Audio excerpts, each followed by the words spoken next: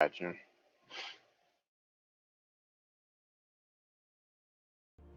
Freedom is the right of all sentient beings.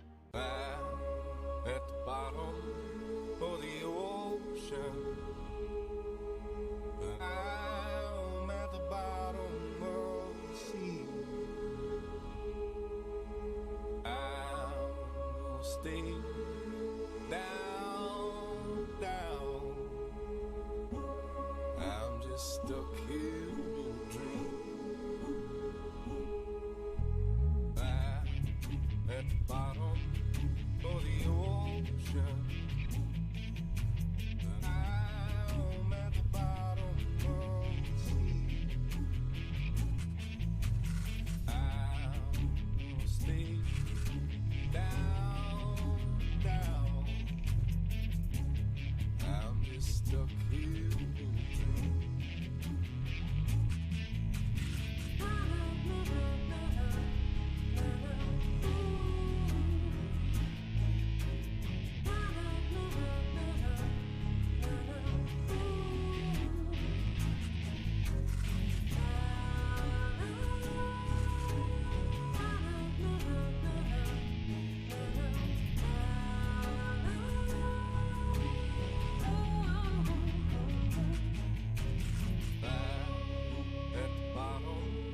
For the ocean,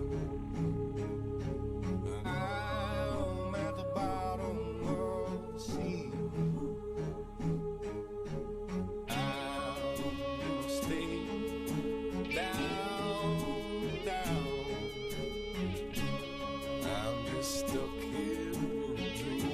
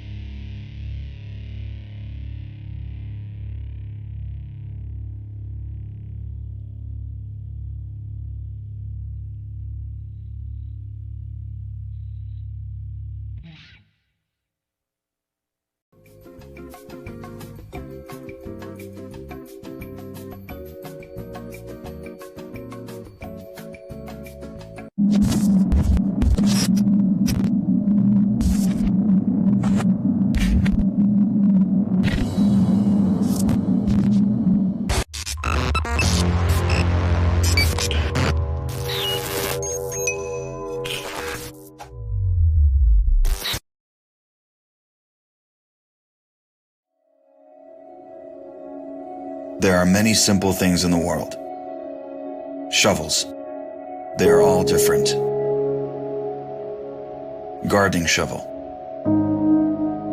Unloading shovel. Children's shovel. But there is also a different shovel. We use it when we come to the position. In short time, it helps us dig a trench which saves us from bullets.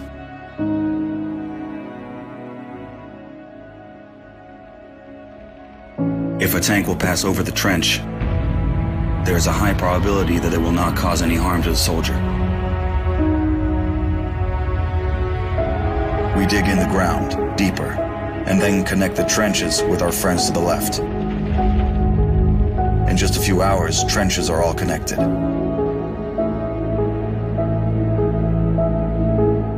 When we do not have an axe, we can use a shovel to cut a loaf of bread.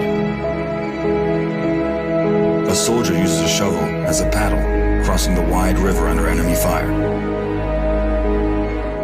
If we run out of ammunition, we will use a shovel again, and then we'll move on.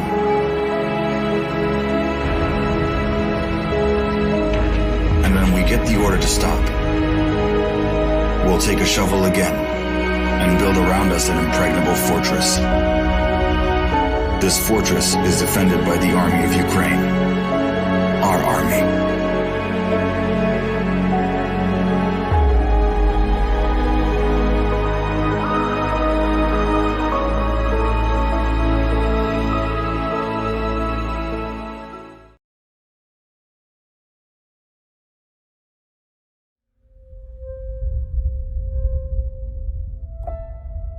A lot of people look at us as robots or just out doing a job, but everything we see and do affects us just like it does everybody else. A lot of problems with first responders and veterans is that now we're in a battlefield that's very different. I've lost more friends to suicide than I did in combat, and it really hurts. When you push the human envelope to those maximum extents, physically, psychologically, emotionally, and spiritually, and then you pull that plug, nothing prepares you for the silence. Nothing prepares you for that void. You can't come that close to death without it having some effect on you. I'll never forget my wife telling me, you know, you're not the same Brett that I married. What War Horses does is it puts you in that environment to, in essence, look in the mirror. But that mirror's that horse. And that horse is going to tell you where you're at. You got to relax. You got to calm down. You got to slow your mind down and just think about this one thing, controlling that horse. The first thing we do before we get on a horse, we breathe. Let go of everything. Let go of everything in your head.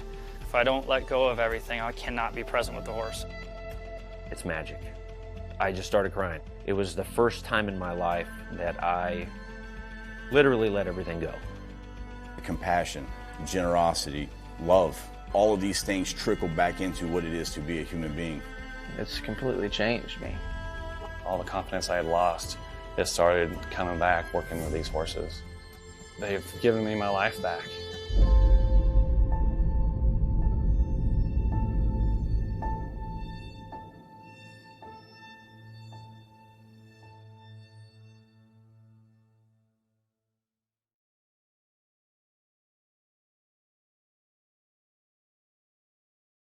WTF Nation Radio. WTF Nation Radio. Whoa, whoa, whoa, whoa, whoa. Do you ever have one of those moments where you think, how the hell did I get here? Jeez, what happened to me? I was ruling the galaxy, had a cherry new battle station. I mean, this place had an omelet bar, a straight up... That was my out. The voice of U.S. Army. WTF Moments. This is WTF Nation Radio. I looked my woman in the eye sockets. I told her straight out. I just said it, man. I said it. I said, bitch, I'm the man of the house. Yeah, you said bitch, though. You called your wife a bitch. Yeah. This is a public service announcement from C.T. Fletcher. I will not contribute to the pussification of a nation. Get your punk ass out there and work for it, motherfucker. Let's roll.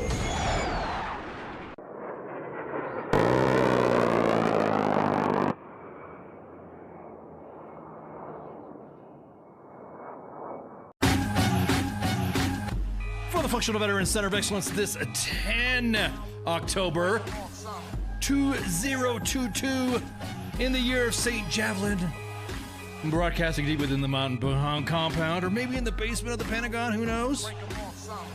Yeah, I'm your host, and I have Shipwreck with me tonight, and we're testing some new tech to be the tech of excellence to tech of tech. So, What's going on, man? I'm just waiting to see how excellent this tech's going to be. Well, I mean, well, yeah. It's like this is some Tekken of excellence. So it's literally, I don't know. It's pretty cool. It's like this new stuff that CQ's having me play with, and I'm like, man, I gotta. Oh, is there gonna be jittery ice or drunk ice? Well, guess what? It's I've had coffee today. I'm drinking coffee, but our guest Mike Lavigne's going to come on at 2100 Eastern Standard Time, or 9 o'clock for those of you who don't habla.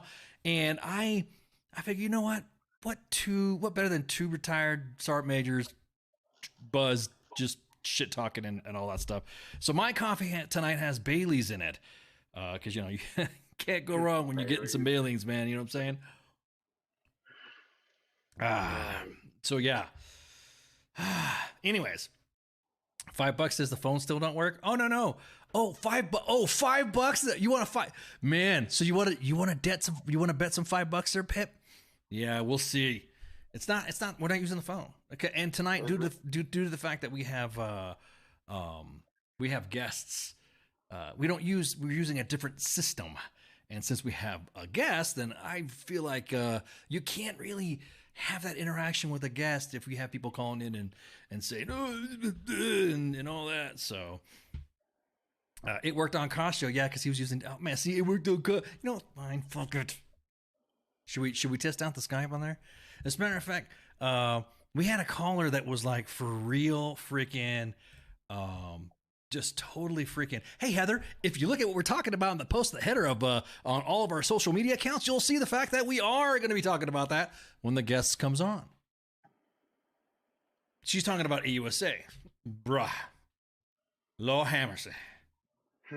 Bro. Have you seen what's been going on? All the drama for AUSA. Have the, Lord.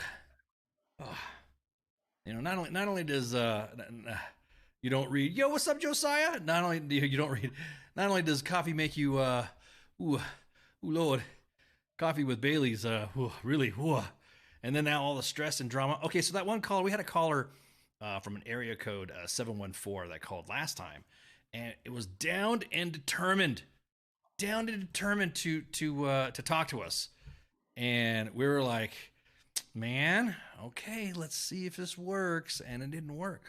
So caller that called at that one area code, I should just say 714, at the 71 area code, give us a call back. Give us a call. You will be the test. And if that happens, Pip will Venmo you, PayPal you, hashtag whatever the fuck you, your $5. You will win the prize. You will win the prize. I will make sure that Pip gives you, but anyways, Bitcoin or dollar? No, we don't. Man, shut that Bitcoin stuff, dude. Whatever, man. That Bitcoin stuff is a freaking joke. All the Bitcoin bros and all that. So yeah, Heather, we know it was a shit show and a half, and that's encapsulating everything that we're going to talk about. Because I want Mike Lavigne. The anniversary of 3 years, we had a panel. Ours were yours truly. David already dropped it. Orange County, California. Everyone's Googling where that. Everybody in the Army is also Googling too where that came from. Holy crap, that's we will, for your pleasure, callers at the 714, call us back. I'm only gonna accept that one because I want Pip to lose a bet, and so there you go. But so how are you sounding, by the way? Can everybody hear Shipwrecking on the Shipwreck of Excellence? I can hear everyone just fine. Yeah.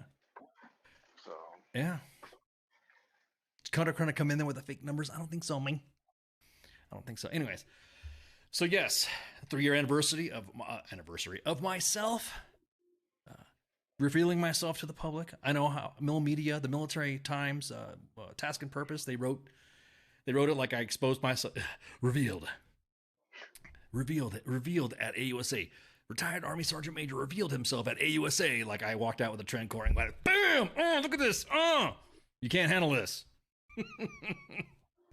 Good times. However, this AUSA at AUSA 22 kicks off today. It kicked off today with some spice. Oh, lordy, here we go again. This page is dying Oh man, there we go, John. Welcome. Appreciate your service. Thank you, John. We appreciate this so much. This page is dying. I don't know, man. So I think 1.5 million followers, or I would disagree, but and also all the comments and interactions, stuff like. You sound like a PAO. Are you a PAO? Are you worked in the comms world to where you're getting all quemada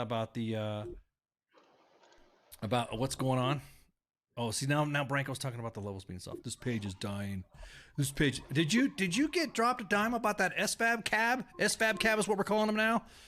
Okay, so real quick, did you hear about the SFAB cab? Did you hear that? No, I haven't heard about that one. They got awarded combat action badges for actions in Colombia, which I didn't know we had declared war on the Colombians. And so we asked the question. We're collecting combat. It's combat zone. Colombia is a combat zone. And holy crap, the fabbers came out of the woodwork in the inbox, in the emails and the hate mail. I got texts all night last night, all the way up to this morning. Oh my God, did you know what's going on with the cab fabs? Cab fabs, fab cabs. Hey. They definitely deserve that the cab hookers and blow as a combat work zone. Well, Colombia, really? Yeah, dude. Yeah. That's not no combat zone. Well, they get paid hostile fire and imminent danger pay, which if I'd have known that, every jump that I executed in Fayetteville, North Carolina, I should have received a mustard stain because, it's a hazardous dude. It's kind of funny that little ends. And there's also U.S. Army Special Operations Command and who else? Oh, I want to know this. Okay, go ahead. How are they getting hazardous pay when that's not even designated combat zone by DFAS accounting system? Hang on, say that again. How is that a what? How does that a what? What? I know exactly. How is that being considered combat hazardous pay when it's not even designated combat zone by Chapter 44? Oh, snap. Holy snap on the 4-4 tip. I want to know that. Yeah, sounds like it's very fabulous. They all got them. And right now on the IRS website, that's not even a combat zone. Oh, you're on the IRS website. I forgot you're our main researcher on U.S. Army WTF Moments and WTF Nation Radio. Yes. I'm looking up the deets right now to that shit. You're looking up to the deets that Chapter 44 says. I wonder if the Colombians know that we have a declared war, combat operations and stuff like that. 7 Special Forces Group out of, no, they're not at Fort Bragg anymore, out of Eglin Air Force Base. They kind of I don't know, they kind of Qatar's the official combat zone over Colombia, according to this list. Dude, that's what I'm saying. It's 7 Special Forces Group has had decades. 2nd Special Forces Group, 4th PSYOP Group, 96 Civil Affairs Battalion have been involved in Central America, South American operations, and I guarantee it, they've been doing a little bit more stuff than watching a fucking car bomb going off on the opposite side of a building.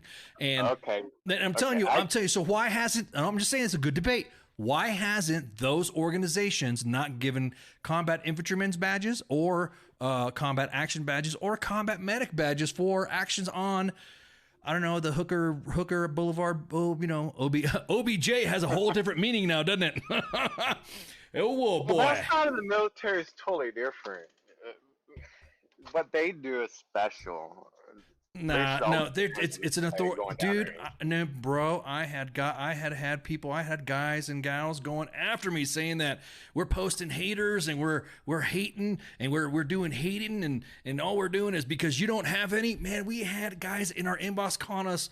What was it? The last one I saw. Well, I mean, hang on. As a matter of fact, let me go, dude. Let me just do this. Let's do a window cap. How about that? Of the comments of the week. Ooh, isn't that a little early? Well, I mean, I generally do that at the end of the show, but I figured everybody was like, let's get into this. Let's get into the works here. Hang on, let me do a window cap here. And bro, I'm telling you, man, it's like, yeah, bud, they were that heated. Dude, it was that heated, man. They were upset. They were quemada about that shit. They were out for blood. How dare you deny the fabness of the fabulous of the excellence of fabs? They were pretty pissed off, dude. They got, matter of fact, they were like saying that you don't understand. I thought this page, that's probably why that dude probably said this page is dying. Yeah, this page is dying because we called it out. We asked a legit question on a post that we had posted a few days back. And it said specifically, is this a combat zone now? Literally, like, no. I mean, of course, we're you know, this is U.S. Army WTF moments. Of course, we're gonna be a little bit sarcastic, so we can be a little bit on the, you know. So we asked a legit question. The post said that was posted a day ago. Didn't realize Colombia was a combat zone. That's all we did. That was all the caption said, and the caption said. On the bottom, it was man. Here we go. Let me hang on. Let me grab this right. Okay, yeah, I have to correct myself. Yes, Colombia is considered combat zone. I find the information on that. Do you think so? You think it's a combat zone? It was established on November 11th of 1998. No, but it was, and you're talking about a hostile fire imminent danger pay zone. Is that what you're talking about? You're not. I'm talking about. I am talking about. Yes, combat zone, hostile, and metals. Yes, and it hasn't been terminated since, and it started November 11th of 1998, and I got the deets to prove it. We're not talking about. Dude, we're talking about the same shit. Are you talking about the same shit we're talking about? Yes. Are you talking about Colombia, like Central America, South America, or are you talking about Colombia, South Carolina? You know which one I'm talking about, but yeah, we can go that other route. You know. I'm just saying this is what it looked like. This is the post that everyone's fucking screaming about, going, "Bruh, I can't believe you posted that, yada yada yada." Man, they went nuts. It became of, well, you guys don't have any and blah blah blah blah blah. I will say that of the admins of U.S. Army WTF moments, I think only like three don't have any combat awards. They all have cabs, CIBs, and CMBs. So all of them got their, you know, their standard, you know, battle flare and accoutrement. And so I'm just wondering, man, why you Columbia, Mississippi? They don't have mold in their barracks. That's right. Yeah. So it was pretty heated, man. It was like I like, no shit. I literally got freaking text messages and phone calls saying why you dissing the fab, or why are you dissing this and why are you dissing that? And I'm like, dude, that's a legit question. Didn't know Colombia was a combat zone, like tax-free combat zone. You know, we could pick pepper out of fly shit and whatever because there's other missions that are tax-free that don't happen. I mean, there's specific cases where I know for a fact that, yes, you get imminent danger, you get hostile fire pay and all this other stuff. But it's not tax-free. Oh, we're going to say the same thing about Korea? Here we go. Here's the comments. Boy, Korea's definitely not tax-free. Yeah. Fort Hood. Let me see.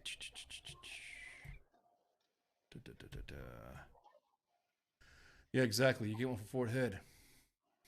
Yeah, here we go, man. This the butthurt is like, so here's all the comments that came flying out. When somebody said that they deserve the cab and because they were recently exposed in an article for hookers and blow. Like, I'm sorry, when you have a senior member of the Colombian military telling you not to, hey, stop banging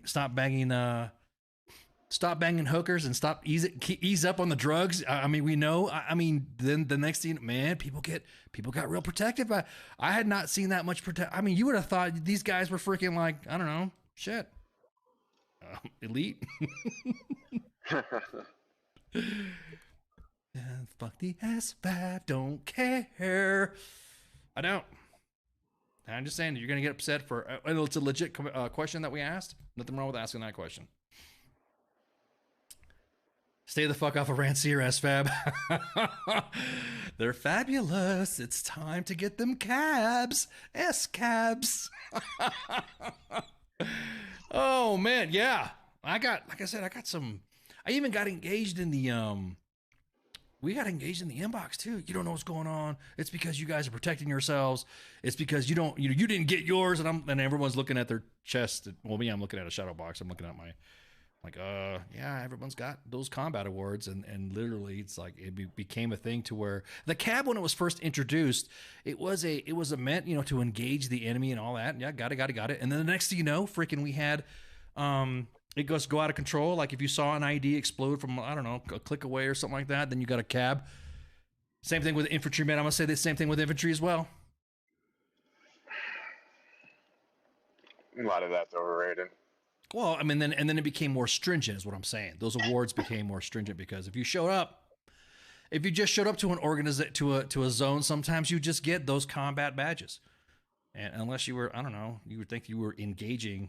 Oh, Dave, why'd you have to say that, dude? That's what I'm talking about. Did you say that Raiders versus Chiefs 7-0 first quarter? Dave, you are designated a scorekeeper, please. Depends how the show goes and how much Baileys and coffee I'm drinking. We'll see. Have I taken a breath yet? Yeah, go ahead. You were saying? No, a lot of that's overrated on some of those medals. Well, I mean, you tons of people that get in combat and hazardous areas and they never get medals. Well, that's what I'm saying. A lot of them have had the. That's what I'm saying. It does it cheapen the award? Does it cheapen the award to be around where? Because like then, who's the enemy? Who's the enemy? Ourselves. No, I'm just playing. Oh man. So I don't know.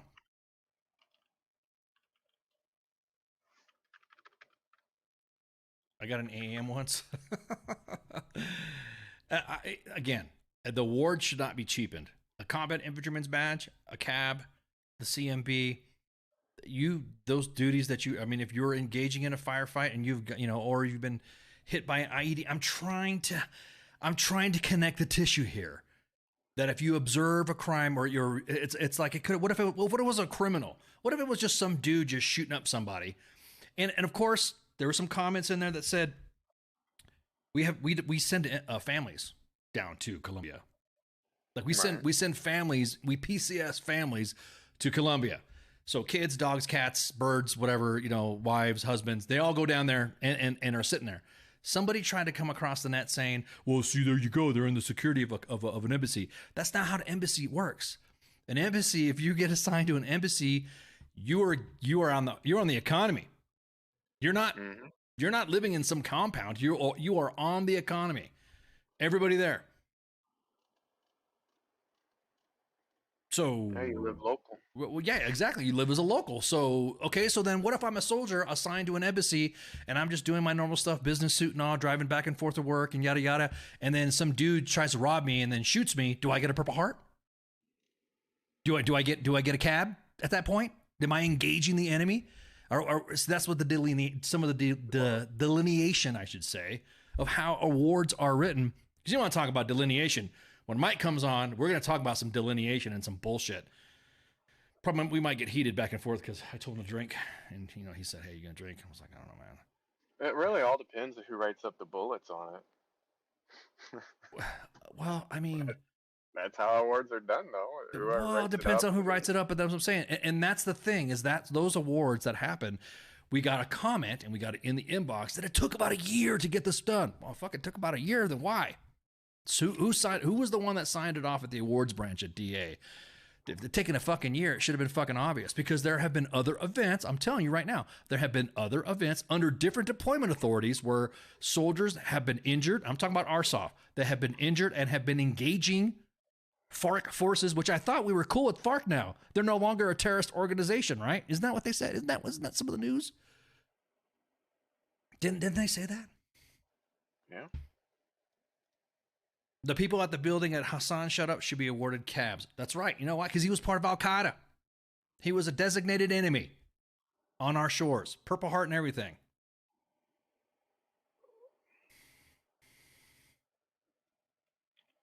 The heated Bronze Star Medal for deployments.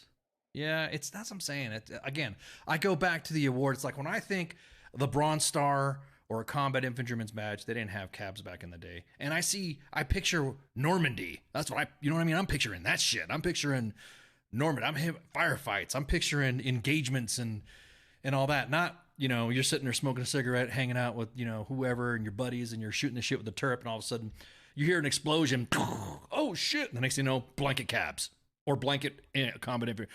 Well, we got mortared. Yeah, we did get a combat. There was a combat patch. You know, that's another thing too. Did they get combat patches? Ethiopia was a different situation because we were deployed under different authorities.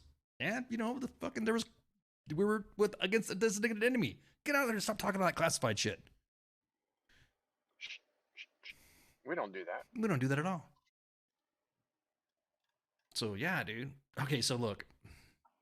Because I'm up, you know, because I'm up on the mountains and shit.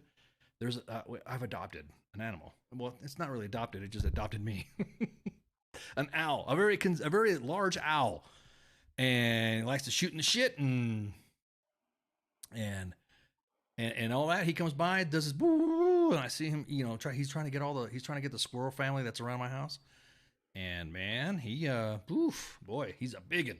So, anyways, he likes to hang out, and he doesn't do that the hooting like freaking like you see on like cartoons, or he does like this weird, you know. Weird fucking hooting, yeah. So he's around, and he likes to attack the other birds there because, you know, I don't want to say I'm like one with the animals and shit, but I do have you know, I walk outside. It's not like Snow White and shit. I'm out there with ranger panties, and they all come flying to me, and you know, I'm sitting there smoking a cigarette or something like that, and so.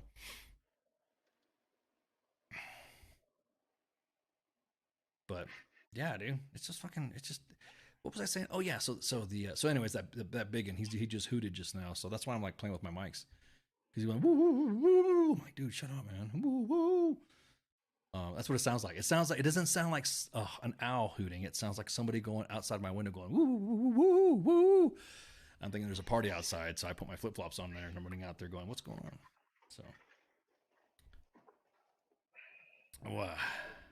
So, who is here? See, this page is dying and yada, yada, yada. Yeah, man. What evs, man. Say that to how many listeners we got? Well, see, that's the thing. We have fan listeners and stuff. I mean, we got all of our listeners and shit, and we have all of our, you know, but like, you know, we also have different platforms that we broadcast off. So you might be the only person on one platform, but there's like 50 or 60 on another platform, or 80 or 90 on another. And then people pass it around and stuff like that. So, but yeah, Josiah, right. You get a cab, you get a cab, you get a cab. So the discussion of the cab, it's like the discussion of the cav. Is it worth it? Is it relevant? Is cab relevant? Cab. So anyways, so we've been chuckling in the WTF Nation office about all the drama that the SVABs or the SVAB people are getting pissed off at, you know. I mean, I can see if you were in Afghanistan or something like that. Well, you know, sometimes war, and I'm so glad that their 72 hours of selection have decided them to say, you're still, you know how war is asymmetrical and blah. Wow, so glad that you're talking to a page that was started by soft personnel to be so asymmetric. Thank you for your asymmetric guidance there. Sorry, I'm being sarcastic, bro. I'm buzzed.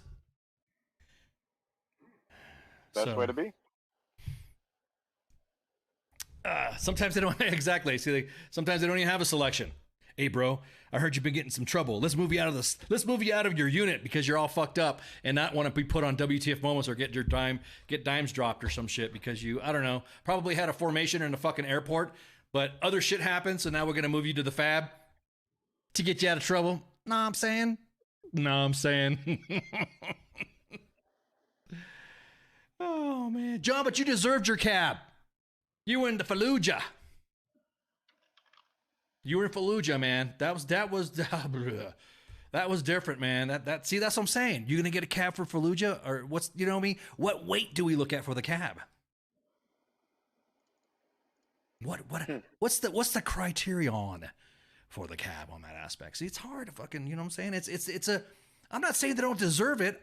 It's a legit question that generated so much freaking anger and got everybody so fucking pumped up about it that you're like, God, dude, fuck, sorry. It's like Arnold Schwarzenegger on True Lies. Every time he was bumping somebody when he was every time he did something, he was like busting through crowds. When he was on a horse, sorry. Watch True Lies and count how many times Arnold says sorry when he runs into people, or it's freaking hilarious. Somebody pointed out to me one time. I'm like, yeah, whatever. Okay. So then I started watching it. Sorry. Every freaking thing he was doing, he would say sorry. That was like his phrase for the whole film. So, where were we at? What were you talking about? Did you say something about okay, so let's talk about the combat zone exclusion. It doesn't say that though. Where does it say that it's a combat zone? I don't know. Let me talk to some of my friends. I didn't know that. I'm gonna have to call some of my buddies over at 7th Special Forces Group and 1st Psyop Battalion. You guys get combat pay for that? Like hazardous duty, no shit, zero tax free shit? Is it CTSZZ whatever? Combat zone tax inclusion? That's what I want to know, because according to Chapter 44, it's not. According to the IRS, it's not. But according to another document, it is. Yeah. Right. So. Right, exactly. So, man, so we haven't done a let's see, we got 20 minutes before the guest comes on. And then we are going to, let's real quick and do I know normally on Mondays we do, we can do a Kyiv roundup from the Kyiv independent English language journalism in Ukraine. And currently, Ivan's been launching missile attacks in populated civilian areas. They're butthurt after their bridge got blown up. They tried to attack a pedestrian bridge, but it's still standing. And so the October 10th, doing so good. So far, so good, Mike. So far, so good.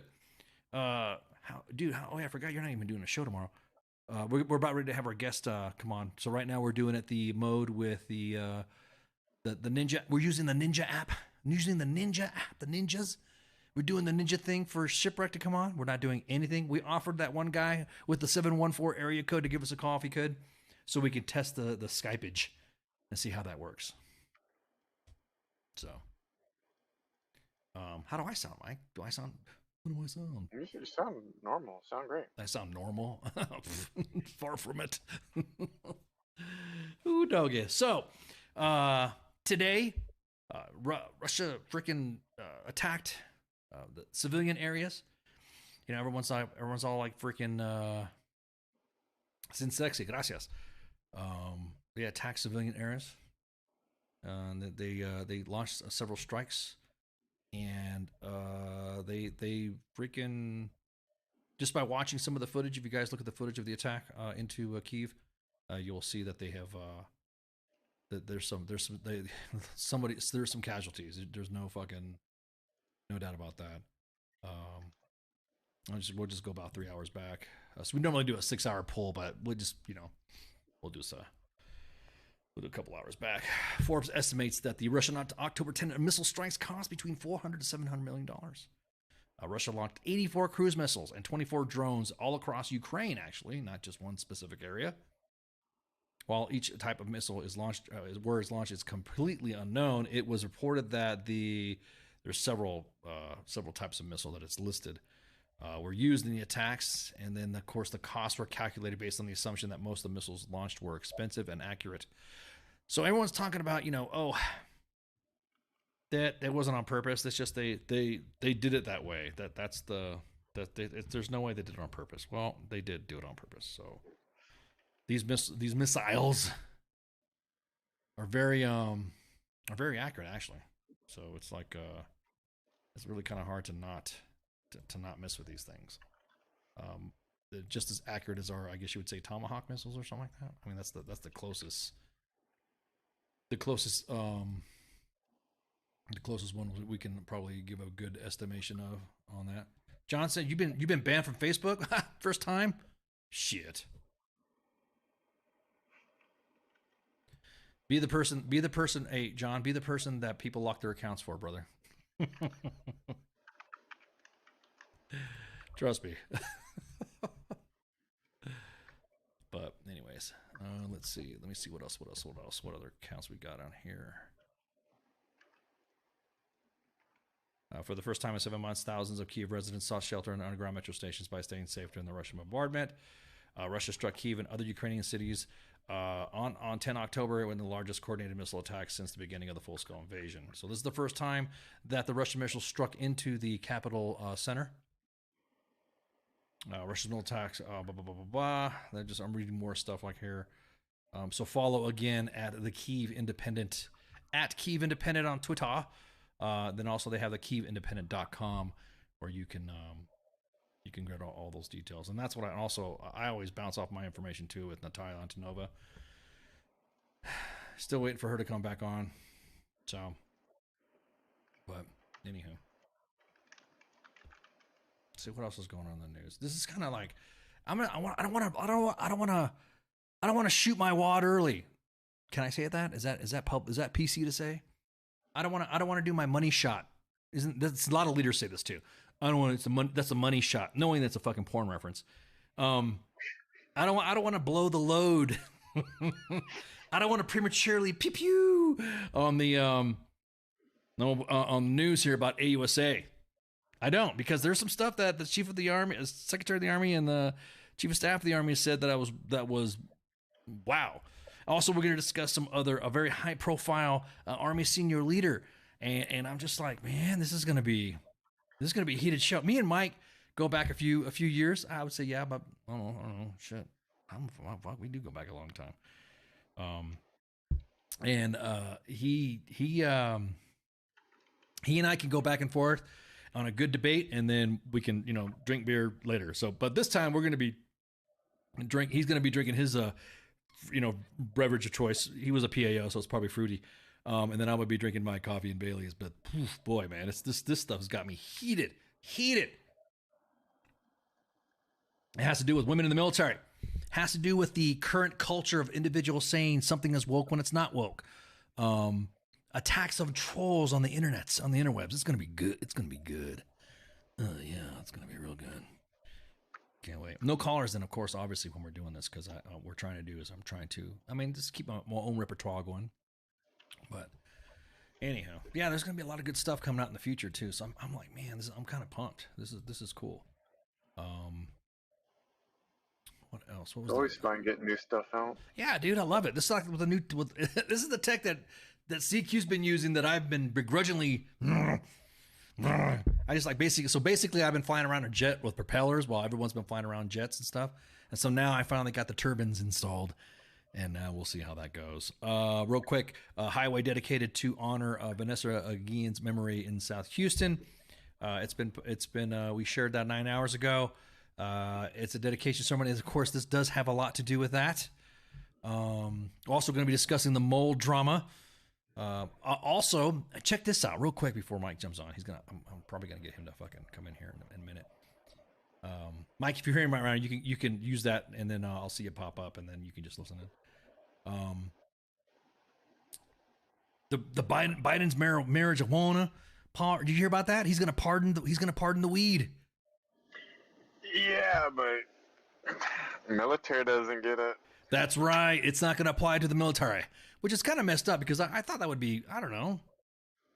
Given? Yeah, I thought that would be pretty freaking cool that if we get the marijuanas for the service members, because I don't know, I'll be honest with you, I've never gotten in a fight with anybody stoned. Does that make sense? No. I've never gotten in a fight with anybody stoned as opposed to getting in a fight with somebody who's been drunk. People who drink, you know what I'm saying? I don't know. We people who are stoned have a different demeanor about them than when somebody's drunk. You know what I mean? Like for me, when I drink alcohol, I get all hyper and stuff like that, and then yeah, there we go. But if somebody who's like an asshole or something like that, it like amplifies that shit, and it's even worse. Sometimes drinking, they should not drink. No matter how much they try to tie one on, it amplifies their assholeness on it. Well, I've never had that encounter with anybody who smokes weed, ever. Got a point there. So, anyways, the proclamation that was given a couple of days ago, 7 October, was that proclamation pardoning thousands of Americans who've been federally charged. Now, of course, I think this needs to be on the state level. If you're willing to go back and all this other stuff, then it should be the same. You know, I should be across the board. You should be telling it should just be bam. But of course, leaving it up to the states. Seems like leaving it up to the states when people want to talk about state rights don't fucking work out for them because then their state fucking still has it illegal. Does that make sense? Yeah. So. Well, if that's what bothers me, or not bothers me, but that's why I question or don't understand. He's doing it on the federal level. Well, military follows federal stuff, so military should be pardoned for it. They're federal. There you not go. state. There you go. There you But, go. you know, That's what I'm saying. The White House also told military.com that the Biden's pardon does not extend to UCMJ offenses. So that means the federal body laws enacted by Congress that applies to active duty service members and some retirees. Wait a minute, some retirees. Whoa. Let's back this up. If that's the case, then all the requirements of going to get the COVID shot was a federal mandate. Dude, did you just say military didn't have to follow it because what you just said about USMCJ for marijuana. What are you talking about? Are you talking about the fact that freaking the CDC and everybody else have been saying that, I don't know, they don't care if anybody's vaxxed anymore? Are you talking about the mandates that everyone's throwing out? Yeah. Yo, So what's up? they made the military do that, right? Right, of course. But yeah, they won't pardon the military for marijuana because they can't interfere with UMCJ. UCMJ. So, you know what I'm talking about. Everyone knows what I'm talking about. That but you know pesky what I'm saying, UMCJ. right? Oh shit, Mike, UMCJ. Mike joins in. We don't have you on cam yet, but you're in our you're on the new control room, brother. So you're seeing exciting. Yeah, hang on. As a matter of fact, let me show you what we're looking like right now, and then you can pew pew and you can see what we're looking at right now. So can't wait. So what I'm saying is, you were saying, go ahead, Shipwreck, while we have Mike laughing at us. yeah. Give him some entertainment before he actually gets on here and does this bill. But what I'm saying is, they saying they can't interfere with military stuff, right? They can't tell the military what to do. Right. Okay. Yeah, during COVID, they made it mandatory to get the shot. Well, that's different though, because it was. But you understand that they got that policy from the CDC down to MilMed, which is like the Department of Health Services, and there was a lot of policy written in there for it to trickle down to the end user, I guess you would say. Correct. So that means until all that policy changes, all of that it stays. It stays because, believe it or not, there have been some vaccinations that the Army doesn't, or the military, I should say, they don't issue anymore. So maybe in the future, we might see that. We might seeing some vaccination that somebody is gonna get or not gonna get or whatever that you used to get. Maybe COVID will fall off a map too. Again, it will. But what I'm saying is, it's coming from a federal level back then, and marijuana's coming from the federal level. I know the angle you're pushing. I know the angle you're saying that. You are saying that if it's removed from the federal level, then the UCMJ should no longer apply to soldiers then. Correct. Yeah, I'll be honest with you. David Comey brought up a point. It's the flu shot. I'm gonna be honest with you, and I'll admit this. I can say this now. I'm out. There's been times where I just like fucking forgot that we did the flu shot, or we had missed an opportunity to do it, and sometimes I never got it. Sometimes. What? Mike, there you. What? Dude, I'm drinking Baileys and coffee. So what you drinking? Pure hatred. Oh, distilled. Good. So again, it went back and forth. So I could see the point of the federal. I mean, it does send mixed messages, but far be it from our administration and our military right now to be posting mixed messages right now. But it's an issue. My personal feelings on the vax and all this other stuff. I look at it. Hey, look, if a governing body had said, "Hey, it's no longer necessary for this, nor is it no longer necessary for social distancing, yada yada yada," that same switch needs to be flipped on to the Department of Health Services as well, and then it goes away. Then at that point, it's no longer a fucking, oh well, you just don't like this or you don't like that. According to some QAnon weirdos, today was supposed to have been Activation Day, and so I don't know what activation day that was supposed to be because somebody sent me a DM on the QAnon thing and I was laughing my ass off. And I don't know if it was Order 66 or if I was supposed to grow another foot tall. So I'm like thinking, dude, what's supposed to happen? So a lot of that misinformation stuff, only because I have a source or only because I know somebody.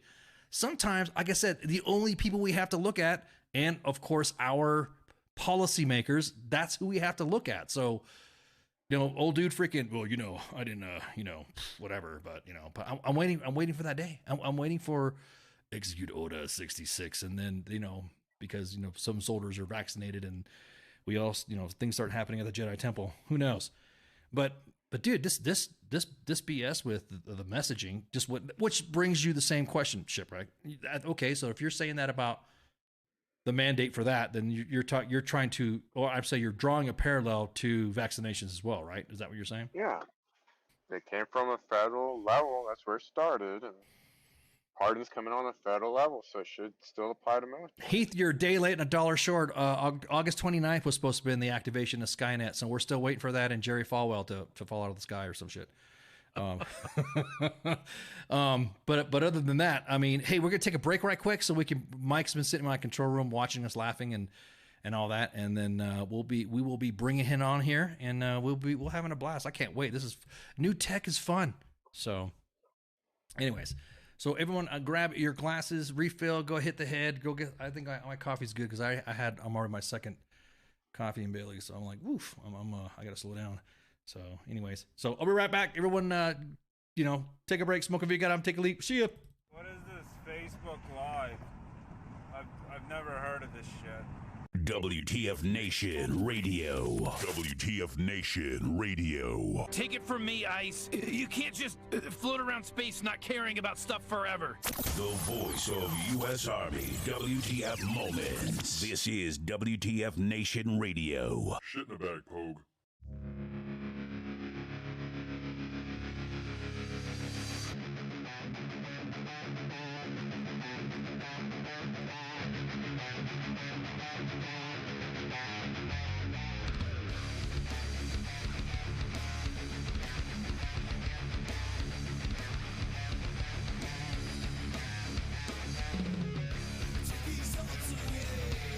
Nothing feels the same.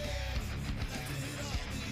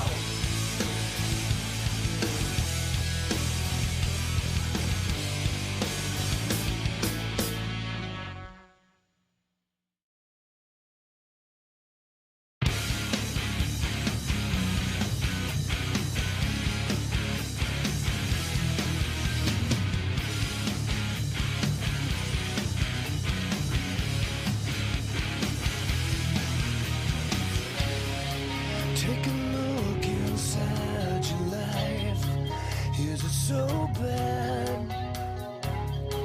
Is this where you draw the line? 'Cause it's so sad. Tell me where you lost your faith. Is it so bad? Couldn't see it in your face. And it's so sad. I'll wait until you come back. Come back down to me. I'll wait until you come down. Come back down. While you keep it in your head.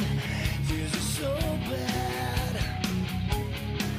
Never heard a word you say it. And it's so sad. Tell me when you lost your way. 'Cause it's so bad. Won't see you when I pray. And it's so sad. I'll wait until you come back. Come back down to me. I'll wait until you come down. Come back down to me. I'll wait until you come back. Come back down to me. I'll wait until you come down. Come back down. Is it what you want? Is it what you need now? Is it what you breathe? Is it what you're bleeding now? Is it what you feel? Is it what you're feeling now? Is it what you wanted?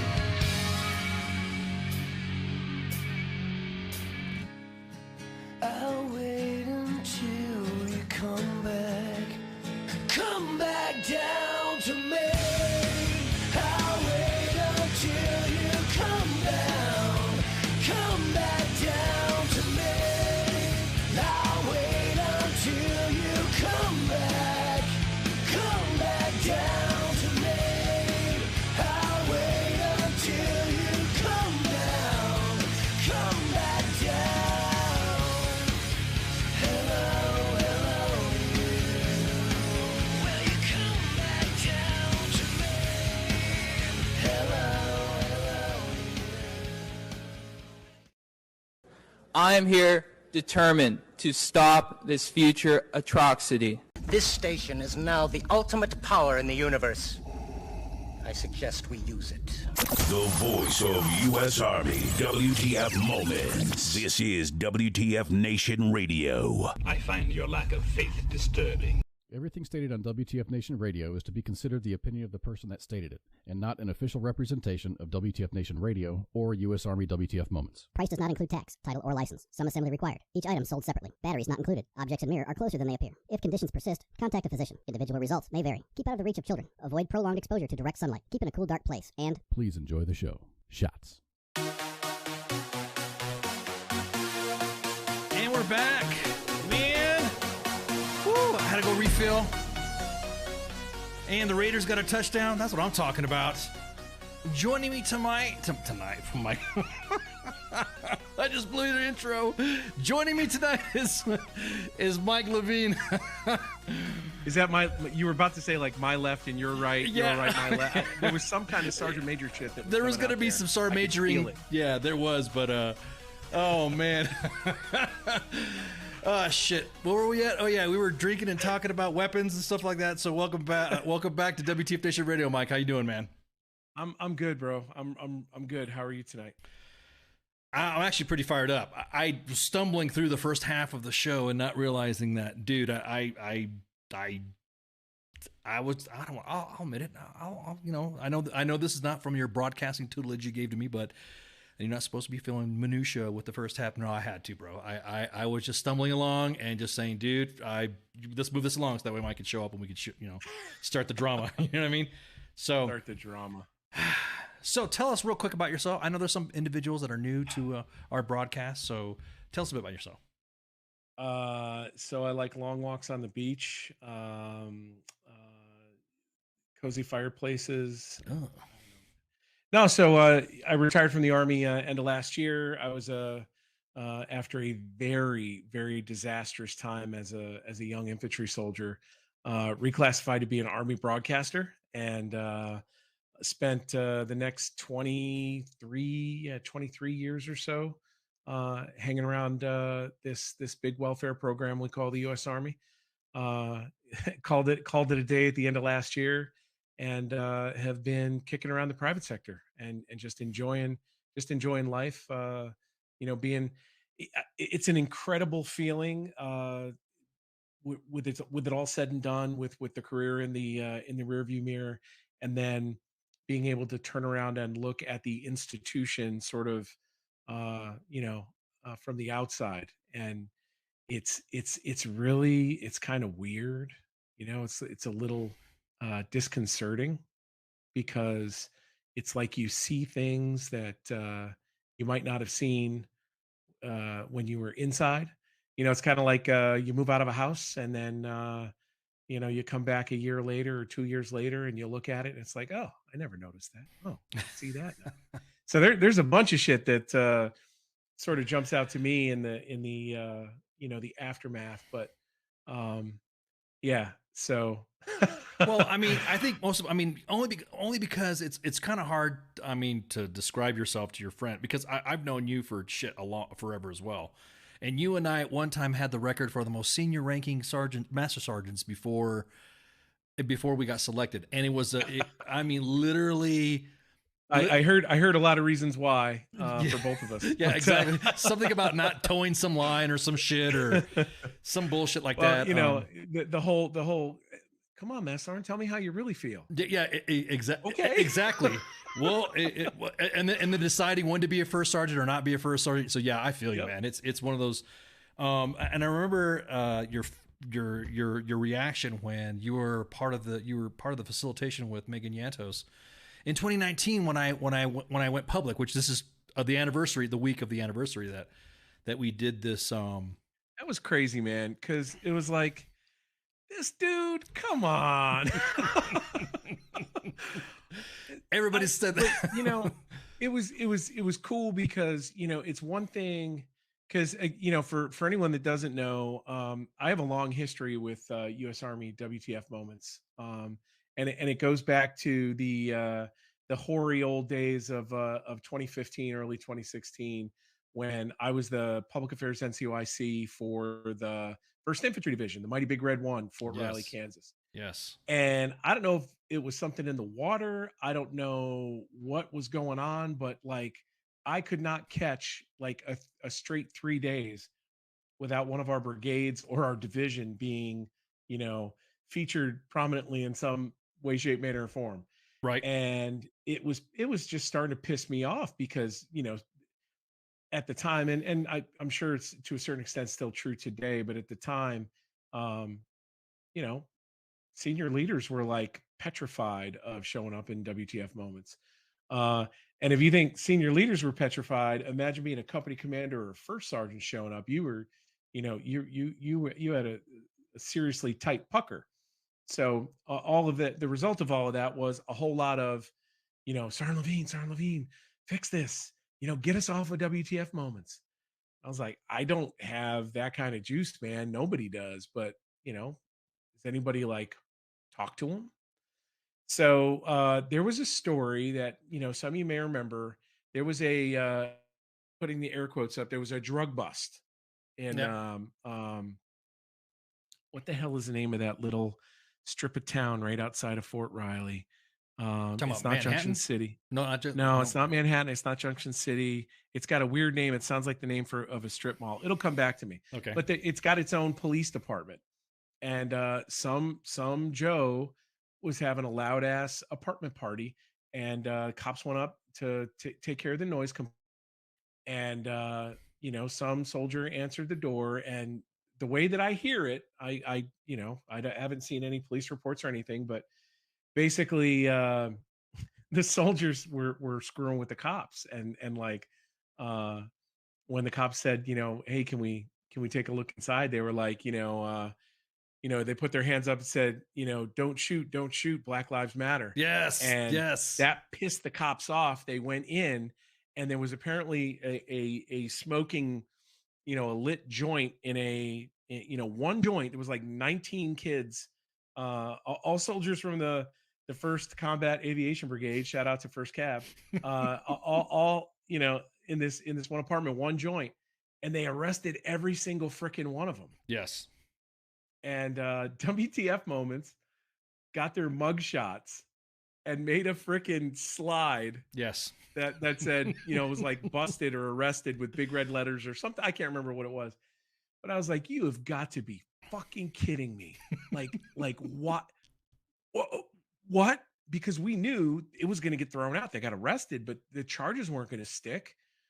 And so I was like typing with my elbows at the page, like, "Are you guys are out of your goddamn minds?" I remember.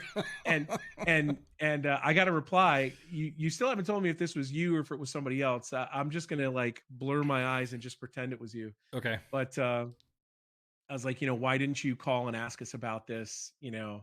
And the response was something to the effect of, "Well, we don't. The Army doesn't talk to us."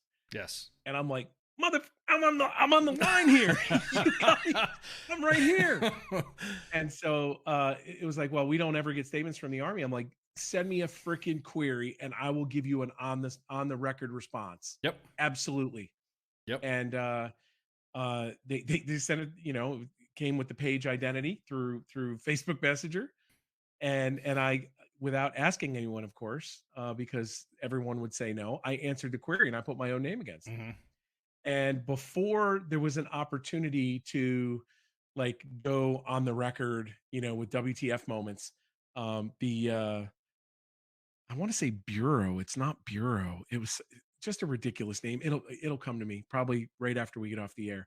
But anyway, the cops, they threw the charges out. Just completely wiped it. And I guess for whoever I had been chatting with, just the fact that I was willing to go on the record with them, I came back and was like, "Hey, MFers, this the charges are dropped. I expect to see the same level of coverage in their exoneration as there was in celebrating their arrest." And I got like exactly what I asked for. Yeah. And that same page with all their mugshots on it had a big stamp across it, said cleared or released. Yeah, or and also we did like I think it was I can't remember, it was years ago, but we did a follow-up statement and then I don't know if it was you or your hey, can we just take it down because it's just all this. Yeah. And so we're like, yep, sure, we'll fuck it. But you know what, Mike, that you and some other Army senior leaders were the ones that, that would reach out to us and would be professional about it, and not because, of course, obviously, it's kind of hard to say be professional when nobody knows who these Anon people are, which a majority of them are. I think when you were asking me afterwards when we talked at AUSA 2019. You're like, all right, good. How many people we have? How many? Come on, come on, dude. Everybody was asking who are the. But the answer is always, we are Legion, and it's like, okay, cool, whatever, man. We have, it still works. Yeah, well, we still do. We have WTF Moment reps in just about every command, and we have private, and we're not playing around. It's like, hey, right on. We hey, do. As long as Private or Colonel so and so will take that shit down. Yeah. I remember. Yeah. Well, that's all I care about. You actually did the funny part was at the end of the day, like I knew I was onto something there. Yeah. So I got together with another sort of person with a rebellious streak, and we set up a Facebook group for basically collaboration / coordination with Army WTF Moments. And what that became was a conduit for WTF to throw a question out there. Hey, we got this report that says XYZ. And that gave us whoever, hey, Fort Bliss, they're doing this. That gave the First Armored Division Public Affairs NCOIC, because it was all NCOs at first. Correct. We wouldn't let any officers or civilians in, because we knew as Correct. soon as that happened, somebody was going to screw it up. But we got a lot of shit done in that 6 months before we let O's in. Yeah. And then they screwed it up. No, I'm just kidding. But the cool part was when you guys started taking us as public affairs guys seriously, like, and not just, throwing rubber dog turds out there just to see what we would do. Then you started dropping, stuff that was like toxic leadership, or stuff that was like life limit eyesight, stuff that was, that had a meaningful impact on soldiers. Yeah, Like it was a matter of because again, there I was at the 1st Infantry Division with a guy named Tony Grinston, who I had complete access to. If there was some hinky shit going on in the Fort Riley footprint, I had a direct line of some brush skulls. Yeah, and all it took was 2 or 3 times for you guys to feed us something that was going on, and then hear like righteous street justice happen, generated by, a first sergeant, command sergeant major, somebody in that world, and it get back to you that, oh, hey, they came down and fixed this shit like right now. Right. It was like, okay, maybe we should talk to these guys and not just mess with them online. Well, I mean, some of it was productive, and like you said, there were some public affairs that I guess you say, once they realized what we were doing, what we were up to, that kind of like lifted the veil up for you. I'll be honest with you, it was the coordinating effort, and I don't think nobody really knows this, but Megan Yantos was the one that really, because she was a public affairs, and then she went to IO. She was the driving force at Third Eye. Yeah. She was just kidding. We're all a big happy comms family, man. But she was also at 3rd Infantry Division and was engaged, just as active as you, in getting some of the stories out. And so at that point, then that's when she said, "Hey, you need to come out and you need to do this." And at the time, all of us were like, "Well, drawing straws." And then of course they're like, "Well, Ken, you're retired. You could do this. You could do that." I'm like, "Yeah. You can take the shot to the face. Yeah, it's all exactly. Good. You'll be the public. Yeah, you'll be the public face of skulldraggery. You don't mind that, right?" And so, what got me hooked was Megan pitched the story but pitched the theme of the panel, and she said, "Risky business, leadership in the information age," which you, Sergeant Major of the Army Grinston, because I mean, I got some recorded messages that I was trying to find about him saying that, engagement in leadership and all that stuff. And it's nothing bad. It's not like we're like revealing Veritas bullshit, but right. It was a good, he wanted to see what was going on. I mean, it's kind of like when we had Sergeant Major of the Army Daly's office engaging with us. That's why everyone had this premonition, or this rumor going that, or legend was that, Dan Daly was an admin, because things were getting to him that were no, he was engaged. And so that's what attracted me to go. That right there. Then I saw who the lineup was: General Donahoe, Kelsey Cochran, or Kelsey Munoz. I'm sorry, she's married, and then Stephen Leonard, and then you were there. She said you're going to be doing some of the commo stuff. Yeah, I'm like, I wouldn't have minded participating, but I was much more of a small fry compared to the followings that everybody else on the stage had. Well, I just like to get online and run my mouth and just stir the pot. Yeah, but you being there, I think. And this, I don't want to get my feels or anything like that, because that seems to be the theme of the Army. But in my feels, it's like you and Steve and General Donahoe were you specifically were kind of like, okay, Mike's going to be there. If I start to like wallow, and you've known me for some time, you're going to be like, all right, dude, you need to freaking, hey, Ken, you okay? Over in the corner, I'm like, exactly, dude, you all right? So for me, it was comfortable for me, because you were going to be there, and then I had some engagements with General Donahoe previously before, and you as well. So I felt that was the best. That for me at the best time to do it. And everyone in the comments now are saying that Troxel now is an admin.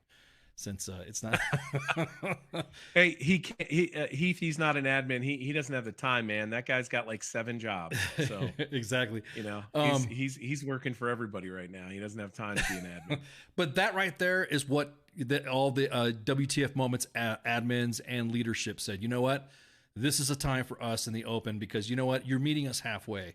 If you want us to engage with you, and we're asking you to engage with us, then it's only fair for us to do the same.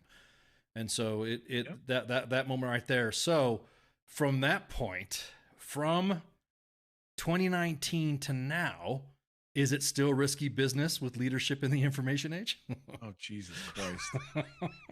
Well, it is the month of October, and in that honor, I without any type of official or unofficial endorsement here, I'm going to wet my whistle a little bit. Yeah. You should really try a coffee Bustelo with Bailey's, bro. It's really good, man. All right, so risky business. Okay, I'll put it this way: if you are a uniformed senior leader and you are on social media right now, you are in a risky business. And I mean, honestly, that's even to the people who are, um, frankly, out there just championing their soldiers. And I'll give you a perfect example. I have a friend of mine who's a brigade CSM, and all he does is rah rah rah his folks, and it's kind of cool to see. It's very army. It's very command information ish. But if you delve into the comments, you're gonna see some shit. And who's to say he's not responsible for what's in the comments? It's his page, it's his account.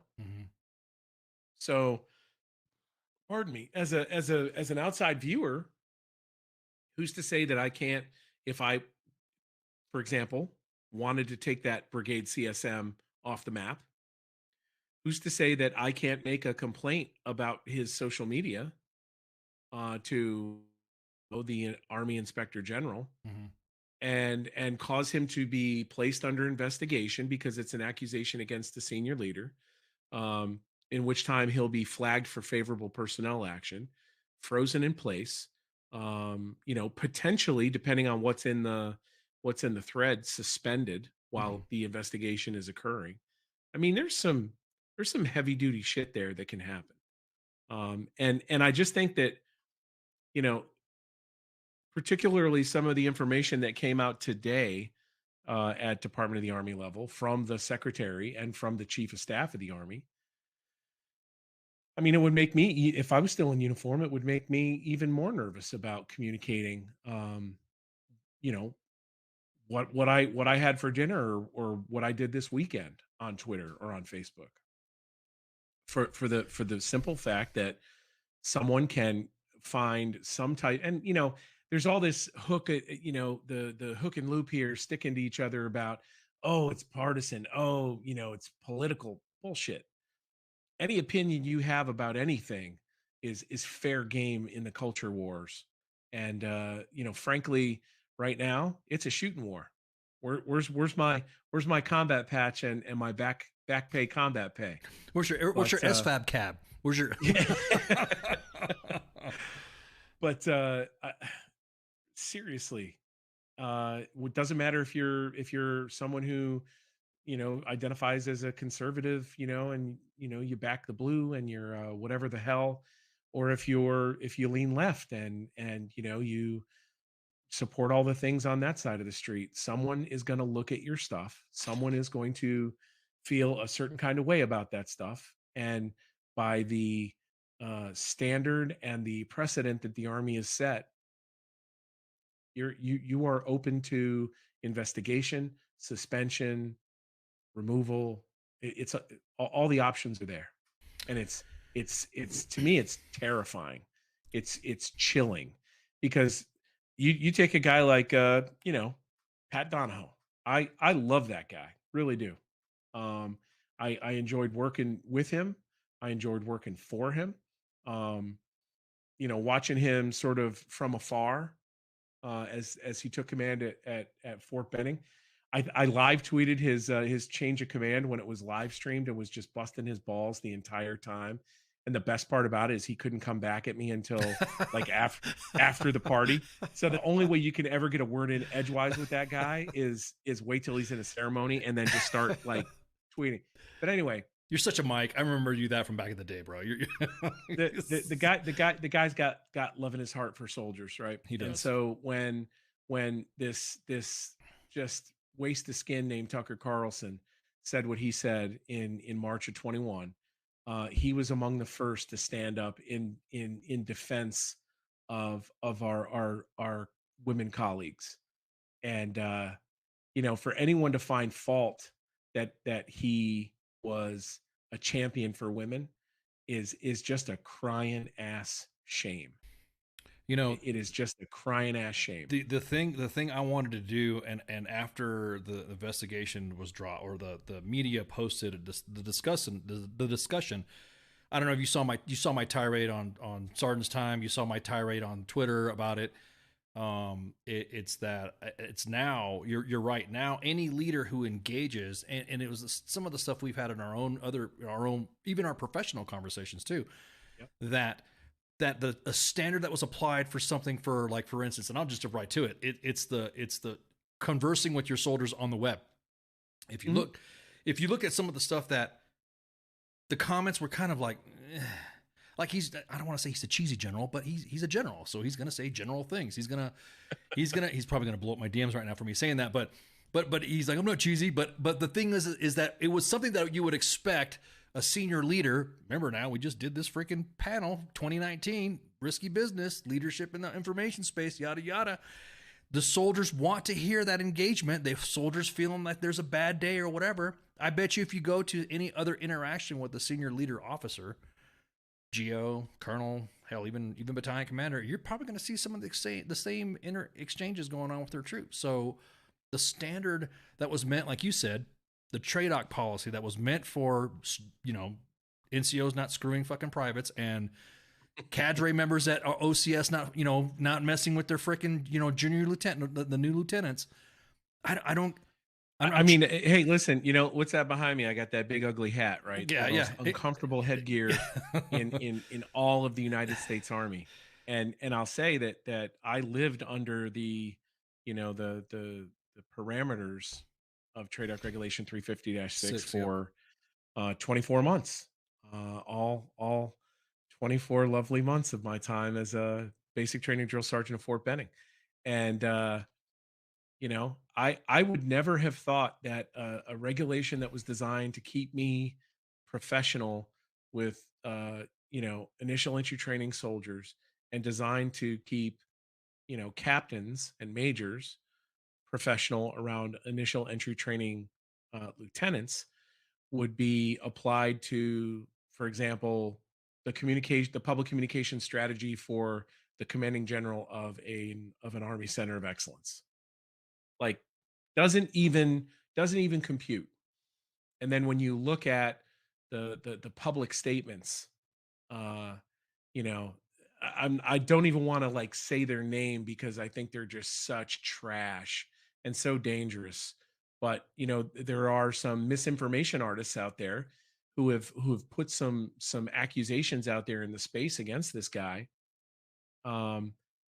Which, if you look at any of the public communication he's had, the only thing he's done for women is support the hell out of them and champion their cause, particularly the women that are, basically laying the first code of road for the combat arms. I mean, we haven't had women in ABOLIC and IBOLIC for a really long time. Certainly. Yeah, exactly. I mean, I don't know the exact math, maybe 5 years, right? It's been I don't think it's exceeded 6 years. I think it's about right. Yeah, so if they were a lieutenant going through, they certainly are not majors yet. Right. So this is still a very young period of history. And to think that you could just bring women into the combat arms on, and then day 2 say, okay, we're done. It's good. Yeah. Everything's fine. Yeah. That's the way the Army would prefer to do it that way. Right. In fact, if I remember at one point, not to, thankfully we never signed any NDAs with stuff like this, but I seem to recall some talking points at one point in time that said, we're not talking about women in Ranger School anymore. We're not talking about women in combat arms. They're soldiers, and this is soldier business. Right. Okay, cool. They're brand new soldiers in this business, and you can't just leave them out there to flap in the wind, particularly when there are portions of our of our community, our colleagues, our brothers and our brothers in arms that don't feel that women belong in the combat arms, and they take every opportunity they can to voice that. Now, 85% of them don't have the balls to say it out loud in a room full of women, but they'll sure as hell get on Twitter or Instagram with a fake account and have at it.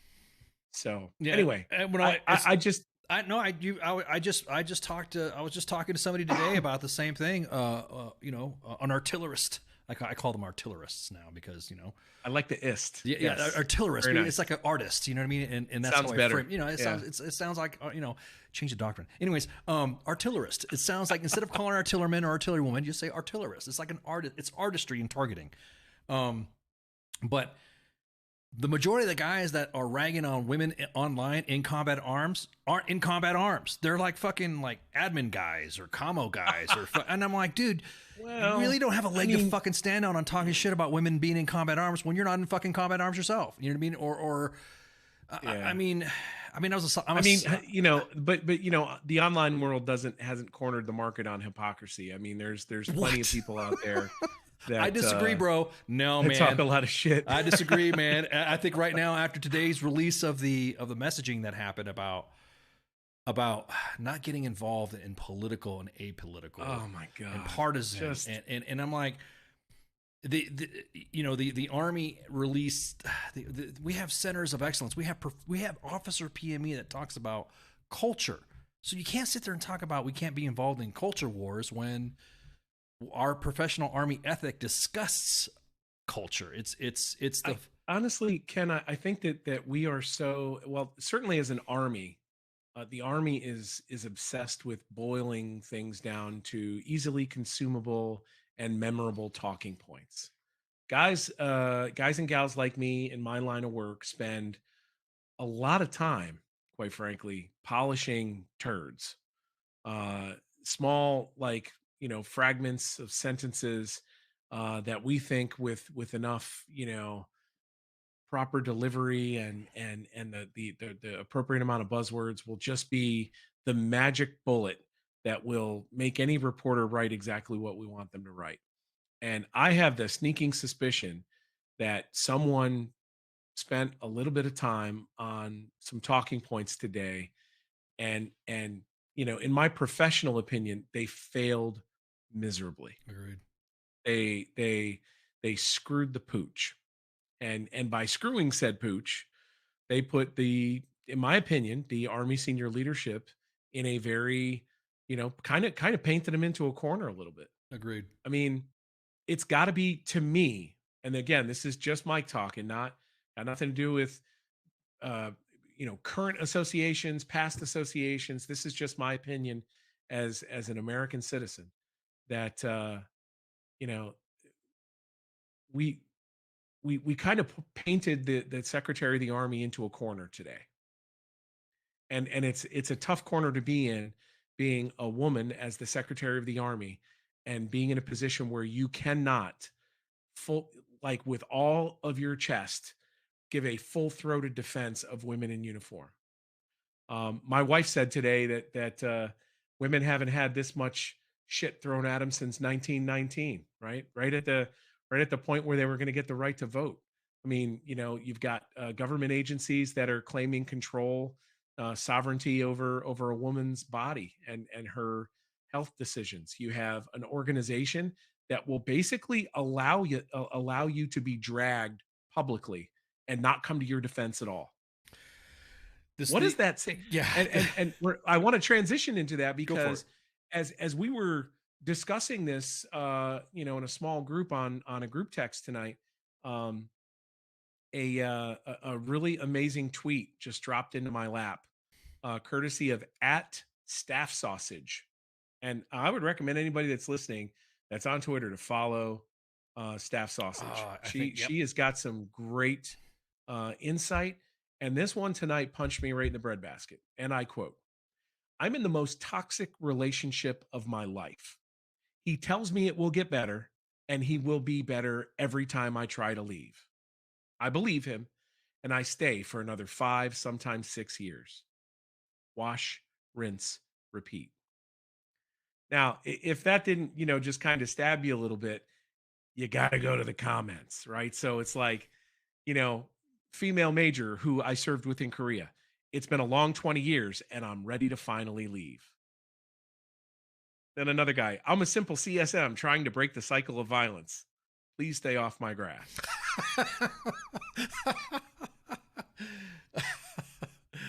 And what's funny is there are some serious comments thrown in here like, "I'm sorry, are you safe? Do you have access to all the resources you need if you choose to leave in the future?" I mean, like it could read either way. Right. It could be real life, abusive husband, or it could be, wow, I'm really realizing the parallels between a horribly abusive relationship and the U.S. Army. Right. Oh yeah. Oh, and I'll tell you what, brother, because we have members of the RSOF community feeling that between PSYOP and SF when we have our woman operators, I should say, serving in civil affairs, PSYOP, and special forces, and they're like, "I want to go cyber. I want to warrant the hell out of here because, or I want to commission, because at least when I can commission, I could be in charge and at least light some people up." As an enlisted woman in the service, which the debate of enlisted woman or enlisted female it gets tossed back and forth on the lexicon use. We don't ever say enlisted male. You say enlisted man. Yeah, right. Well, I just say SART. Or yeah, exactly. That's why I understand all the extra back and forth. And this is not a ding on the people who use pronouns, to each their own. But I mean, you and I, we're old. I'm older, but we've always been that way. We've always been SART. Oh, we use the last name SART. The extra, I think, and Megan Yantos tweeted it out too. If we can't please everybody, because we won't please anyone. Yeah. You know what I mean? So, well, at the end of the day, I feel, going back to the talking point that I think was just a complete, fumble was the idea that somehow, remaining apolitical is going to keep us out of the culture wars. And the bottom line is what matters is whether or not we are willing participants, whether we are the kind of combatants that look to close the distance and destroy in the culture war. You don't see anybody in a uniform out there looking for a fight. You just don't. I'll be honest with you. And if you do, they get what they get. Right. Well, that's what I'm saying. But, it's like our policies, our social media policies is outdated. I understand the Pandora's box that they opened, and now they're trying to capture it and re-put it back in the box. Meanwhile, it's the Hellraiser box is what they didn't realize they opened up, not the Pandora's box. You should watch. That new Hellraiser is pretty badass. I like it. Anyways, so the quote that Mike is talking about is, quote, one of the things I think the most important to Army Chief of Staff General James McConnell and I is the Army being apolitical and keeping out of the culture wars, because frankly, we have to be able to have a broad appeal. And I'm like, isn't that nuts? Dude, I'm telling you, part of our PME I keep going back to, man. ACPA Capel, USA Capel says specifically that culture is part of us. It's the Army quote, and this is what I mean, come on, we went through this PME ourselves when we were doing this stuff with USA Capel. If you guys don't know, it's the official Center for Army Professional and Leadership, and it says, the Army culture reflects the common mission, purpose, and sacrifice of each member of the profession. The Army culture compromises our shared beliefs, values, and practices. There are 4 distinct levels of culture consisting of artifacts, in-use practices, espoused beliefs and values, and basic underlying assumptions. Bro, that's I mean, I don't know how. It's almost like countering doctrine now. It's almost like countering it. Well, doctrine, there was an old saying, and it escapes me at the moment, but it was something to the effect of, Americans would be so lethal if only they followed their doctrine. I mean, I'm sure one of the history nerds will right, come in and correct me. exactly, But the thing is there's so much out there that is in writing.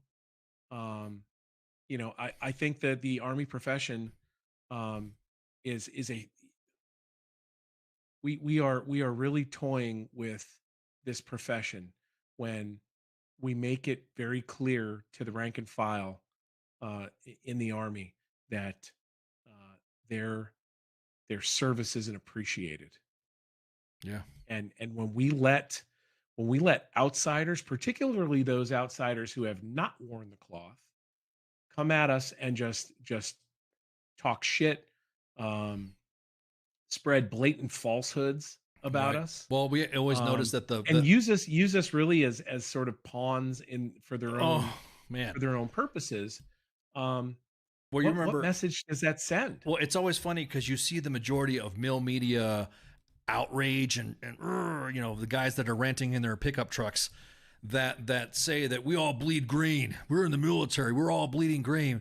Then why is it that we had a vet post on a active duty lieutenant woman tanker, you deserve to get raped?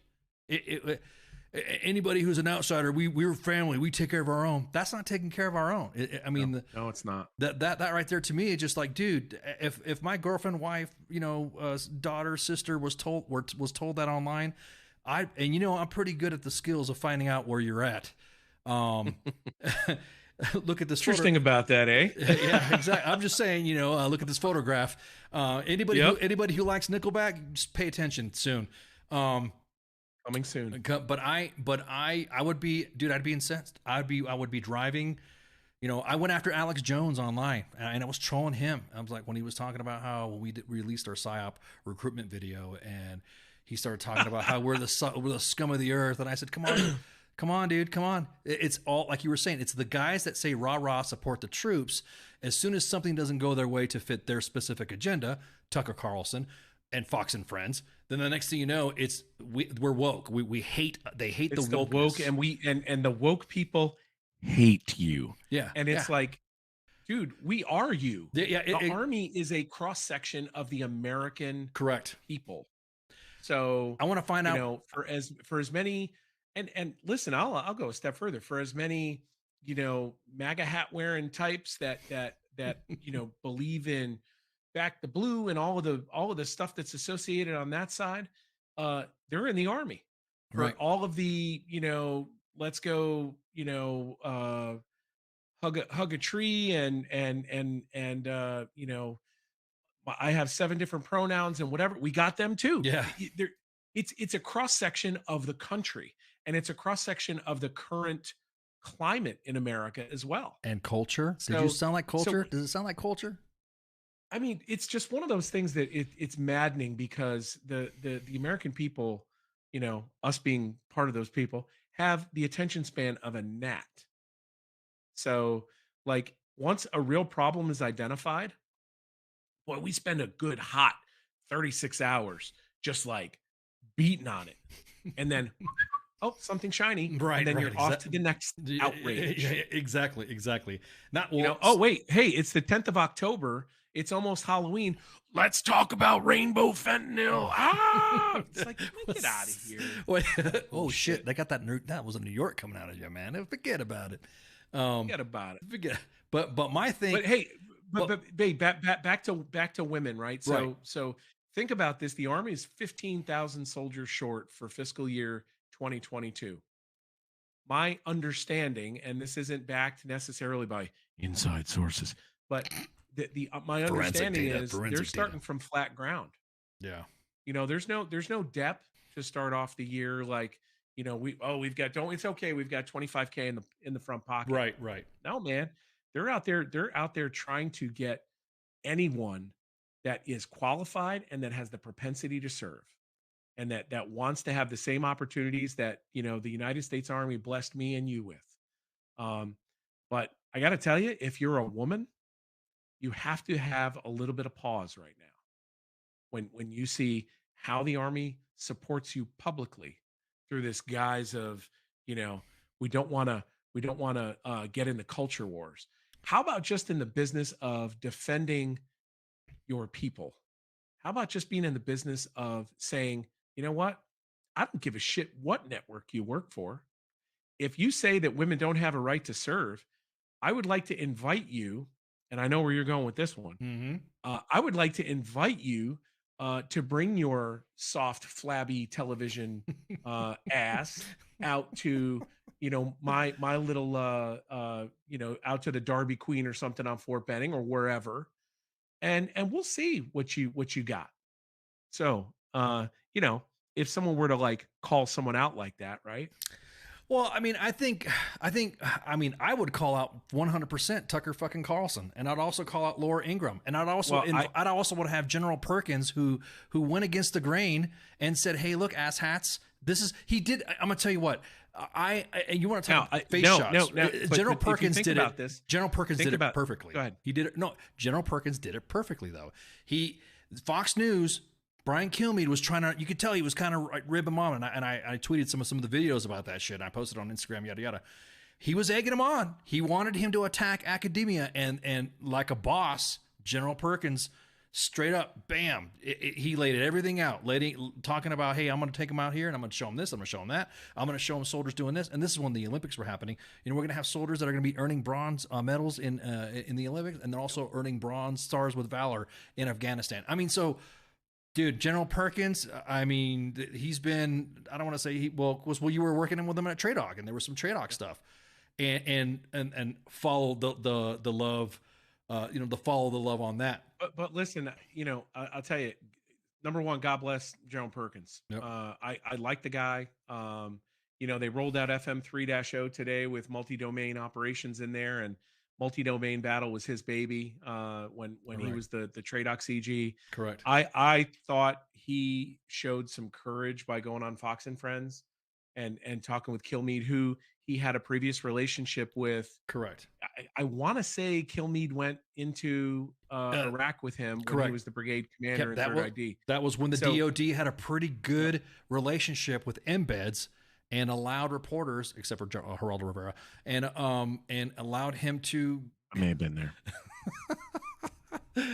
And but in retrospect now, right. You go back and you look at it through the lens of the last 5 years, and is going on Fox and Friends pushing on an open door. It is when they're on your side. Exactly. It is when you are saying the things that they want you to say. Exactly. It is when you keep your mouth shut and stand there looking heroic. And I mean, to a certain extent, does that apply to MSNBC or CNN? It absolutely could.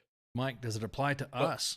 Because we drag the military enough to where we have senior Army leaders showing up, and then Fox and Friends has the same. I'm just trying to level all media. You know what I mean? Because I guess we could say we're media, and if we have General Perkins on Fox and Friends, and then they're holding an enlistment ceremony or a promotion ceremony on Fox and Friends, and then that night they're shit talking how Tucker Carlson was talking about women in flying squadrons wearing pregnant freaking flight suits, and it's like the lack of knowledge throws it out. And there's some bottom feeders that will say, yeah, damn right. You know what I mean? We do have women that are pregnant flying combat missions. And that's not what the context of that maternity flight suit was all about. And it's just like, again, I don't really necessarily want to relitigate the whole Tucker Carlson thing. Right. Will acknowledge that, he said some incredibly dumb, uninformed shit. Yeah. As he continues to do. Again, really excited to have tuned in tonight. I missed it, unfortunately, but I was really looking forward to seeing how he was going to spin Putin's, attacking of civilian targets in Kyiv today. I'm sure there was a great reason for it. He'll find a reason to say, Putin was shooting at neo-Nazis, or it'll be He wants Russia to win. He said it. He said he wants Russia to win. So I don't give a fuck about that. But the key point is that you have creatures like him, like Laura Ingraham, like Sean Hannity, that will basically shit talk our battle buddies, our sisters in arms, and we're expected to just shut up. And listen, for whatever General Donahoe initially said and attracted attention for, I got shot in the face for it. And I've been very open about what happened with me. I went hard in the paint. I got attracted the attention of Jack Posobiec. That's how you even say that dude's name. That whole mess, man. I caught because I was very, I was pretty clear. Hey, you don't like it? Fuck you. Report me. Well, they did. Yeah. And I got a general officer Article 15 out of it, and that wasn't very awesome. Right. But it really let me understand where the Army was coming from when it came to online conduct. And if I went back and reread all those tweets and looked at just from a language perspective, some of the things that I said, if I was in charge, I would have kicked my own ass too. So I don't hold that against them. But it's the bigger issue. The bigger issue is, why does Mike Lavigne have to go out there with @broadcast Mike and start trying to throw haymakers on dudes with 1 million Twitter followers when, the United States freaking Army has a social media presence in the 4+ million, where all they have to say is, we salute and support our women colleagues in uniform. And we support you, and we will always support you. Yeah. They don't have to aim it at Tucker dipshit, or they don't have to talk to Fox News. It doesn't have to go to anybody except the down and into the women that are listening and watching very carefully. Exactly. So all that said, today's quote, one of the things I think that's most important to Army Chief of Staff General McConville and I is keeping the Army apolitical and keeping it out of the culture wars, the Secretary said. Quote, because frankly, we have got to be able to have a broad appeal. When only 9% of kids are interested in serving, we have got to make sure that we are careful about not alienating wide swaths of the American public to the Army. End quote. Now, I'm not going to tell you who sent me the text, but on my cool little iPhone right here, I have a very interesting text that I'm going to quote in just a small section of it. Okay. Today was a disaster. Quote, we must appeal to broad swaths of America, end quote. That means we need to recruit racist, bigoted women haters and hope that we can change them once they're in the Army. That's the message that's sent today. Now, that's a male who sent that to me. What's the women say? What's a woman? I know what the women. I know for a fact, if you just go on social media and see what was being said, and ask them about AUSA and the messaging, I'm like, I don't give. Not to sound like a dick. I don't give a fuck about the dudes. You know what I mean? If you're the dudes are hey, they're women are in our space. They've always been in our serving space. They've been there with us. I've had family. My grandmother was a whack. Okay. And all awesome. she used to do was just rag on the dudes that were just, she was pissed how she got treated because she wanted to know why she was being segregated into different barracks or she's like, why do I have to go to Fort McClellan for fucking basic training when I'm you know what I mean? So she was pretty active in that stuff too. So I really, at this point right now, I've had contact with my daughters, and they're seeing what's happening, and they're like, we're not joining. We're yeah, you could carry the lineage and the legacy of whatever, maybe give it to the youngest one, but we're not gonna do whatever. But I just want to throw on one thing, Ice, and that is that when you look at, they always say don't read the comments, right? Go for it. This is an interactive interview. Go for it, bro. This is what it's all about. I've got a Twitter window open, which that's That happens every day of the week that ends with a Y. And the Army is trending right now on Twitter. 197,000 tweets. Yep. A good chunk of those are thanks to Haley Britsky. Haley, we love you. You are just keep knocking them out of the park. But I see a lot of quote tweets that say things like this guy at Shane Von D71. So I'm sure he's got a huge following. No, massive, But probably. YTF is Christine, the Secretary of the Army. Another one down. This is why we shouldn't have a woman as the sec. Another one down. I mean, that's not the point, guys. Her gender is not the point. And we should absolutely have a woman as the Secretary of the Army. Anyone that's qualified should be able to take a swing at the job. And if the frickin' Senate confirms her, hey, she's now the boss. Move out. Next question. I want to know. I mean, at this point, shit, I mean, we had this discussion too, and you kind of chuckled, but General Richardson, I should be the next one lined up. We have several soft. I wouldn't doubt it if she will be. We have several soft CSMs right now that are women would be prime candidates for freaking. We've got a woman DCSM at the 101st. That too. Yep.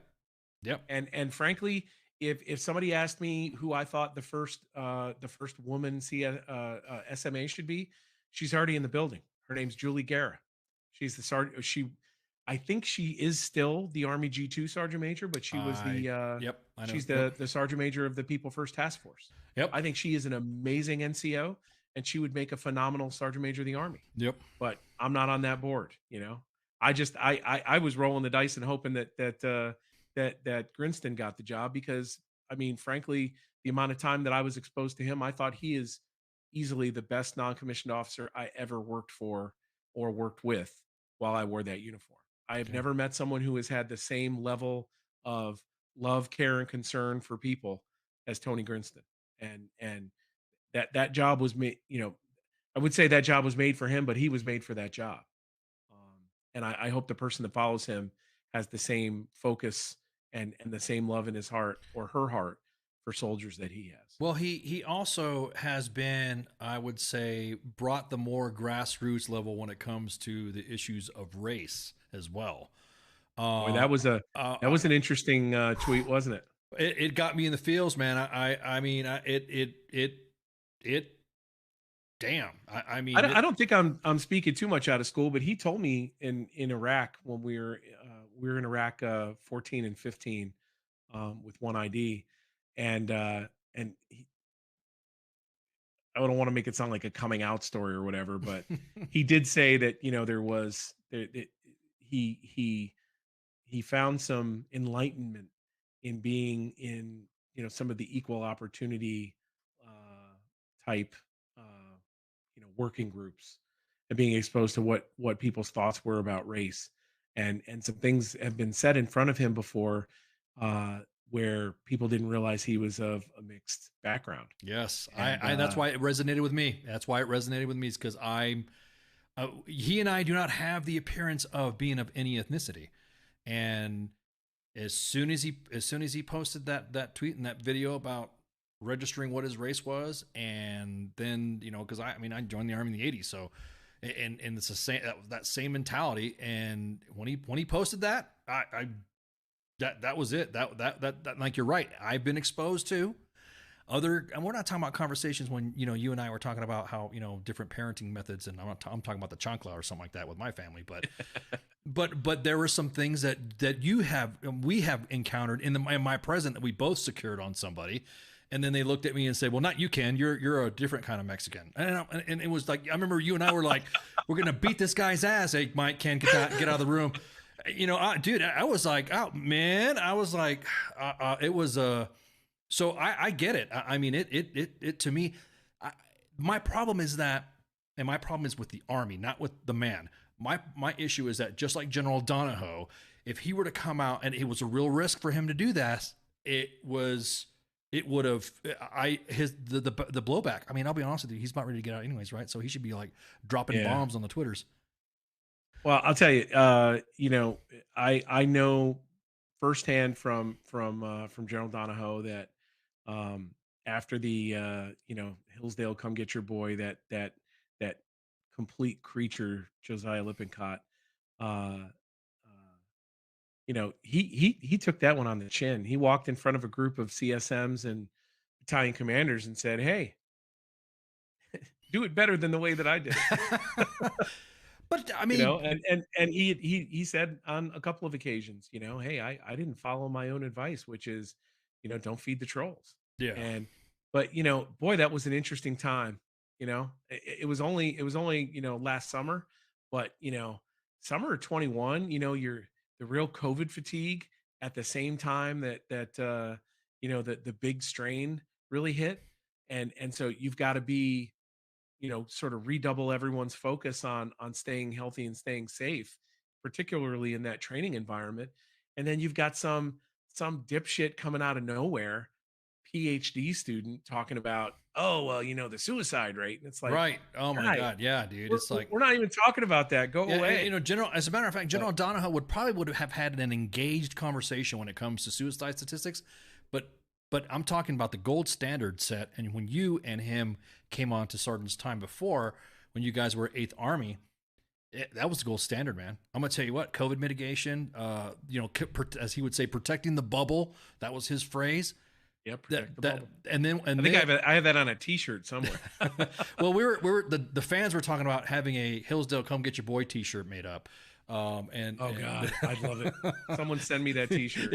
Yeah, exactly. That's gonna someone send me print that tweet on a T-shirt. I will wear that shit. I will wear it. But what I'm saying though is that it was a Hillsdale Come Get Your Boy. I thought to me was the banter that anybody else would have done. Bro, I mean, so here's the other part too. Like, and I am often loath to sort of point the generational finger at anybody.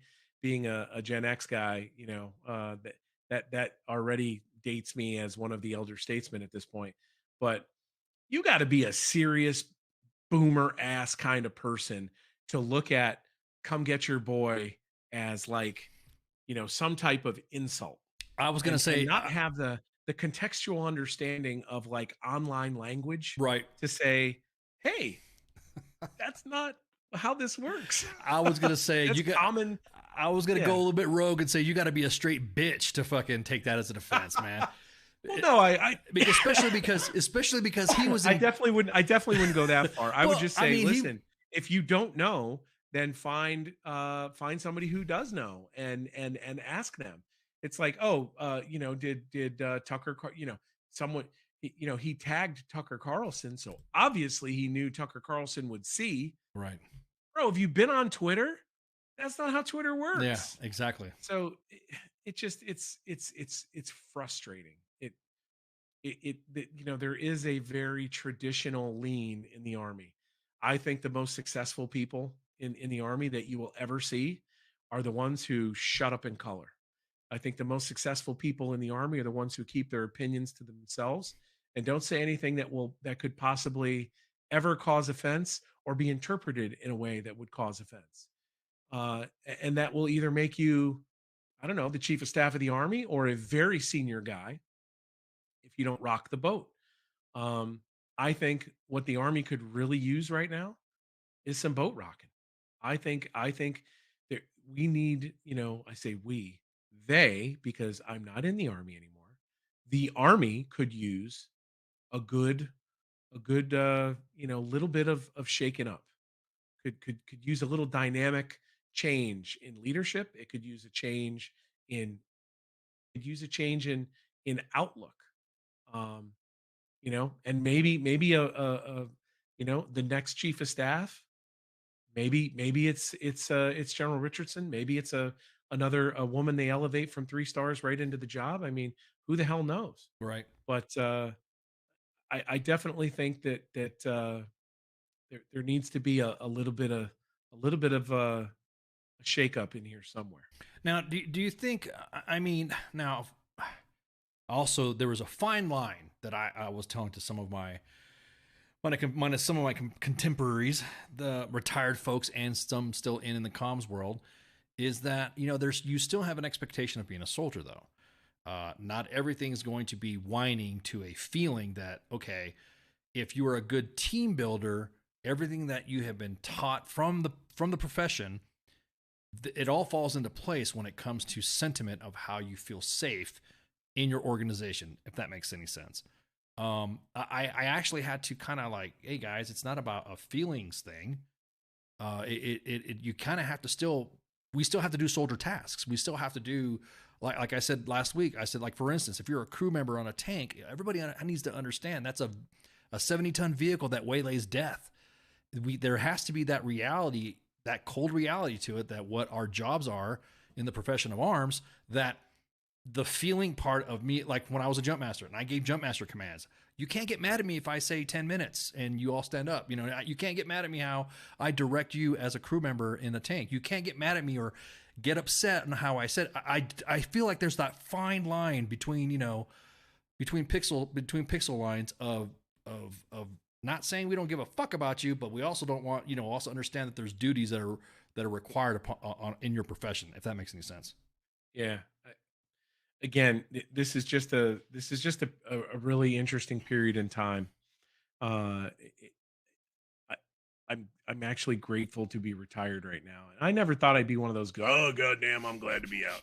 But you know, I think if I was in right now, I would have a really, you know, I would say especially over the last 6 months or so, I would have a really hard time keeping my mouth shut.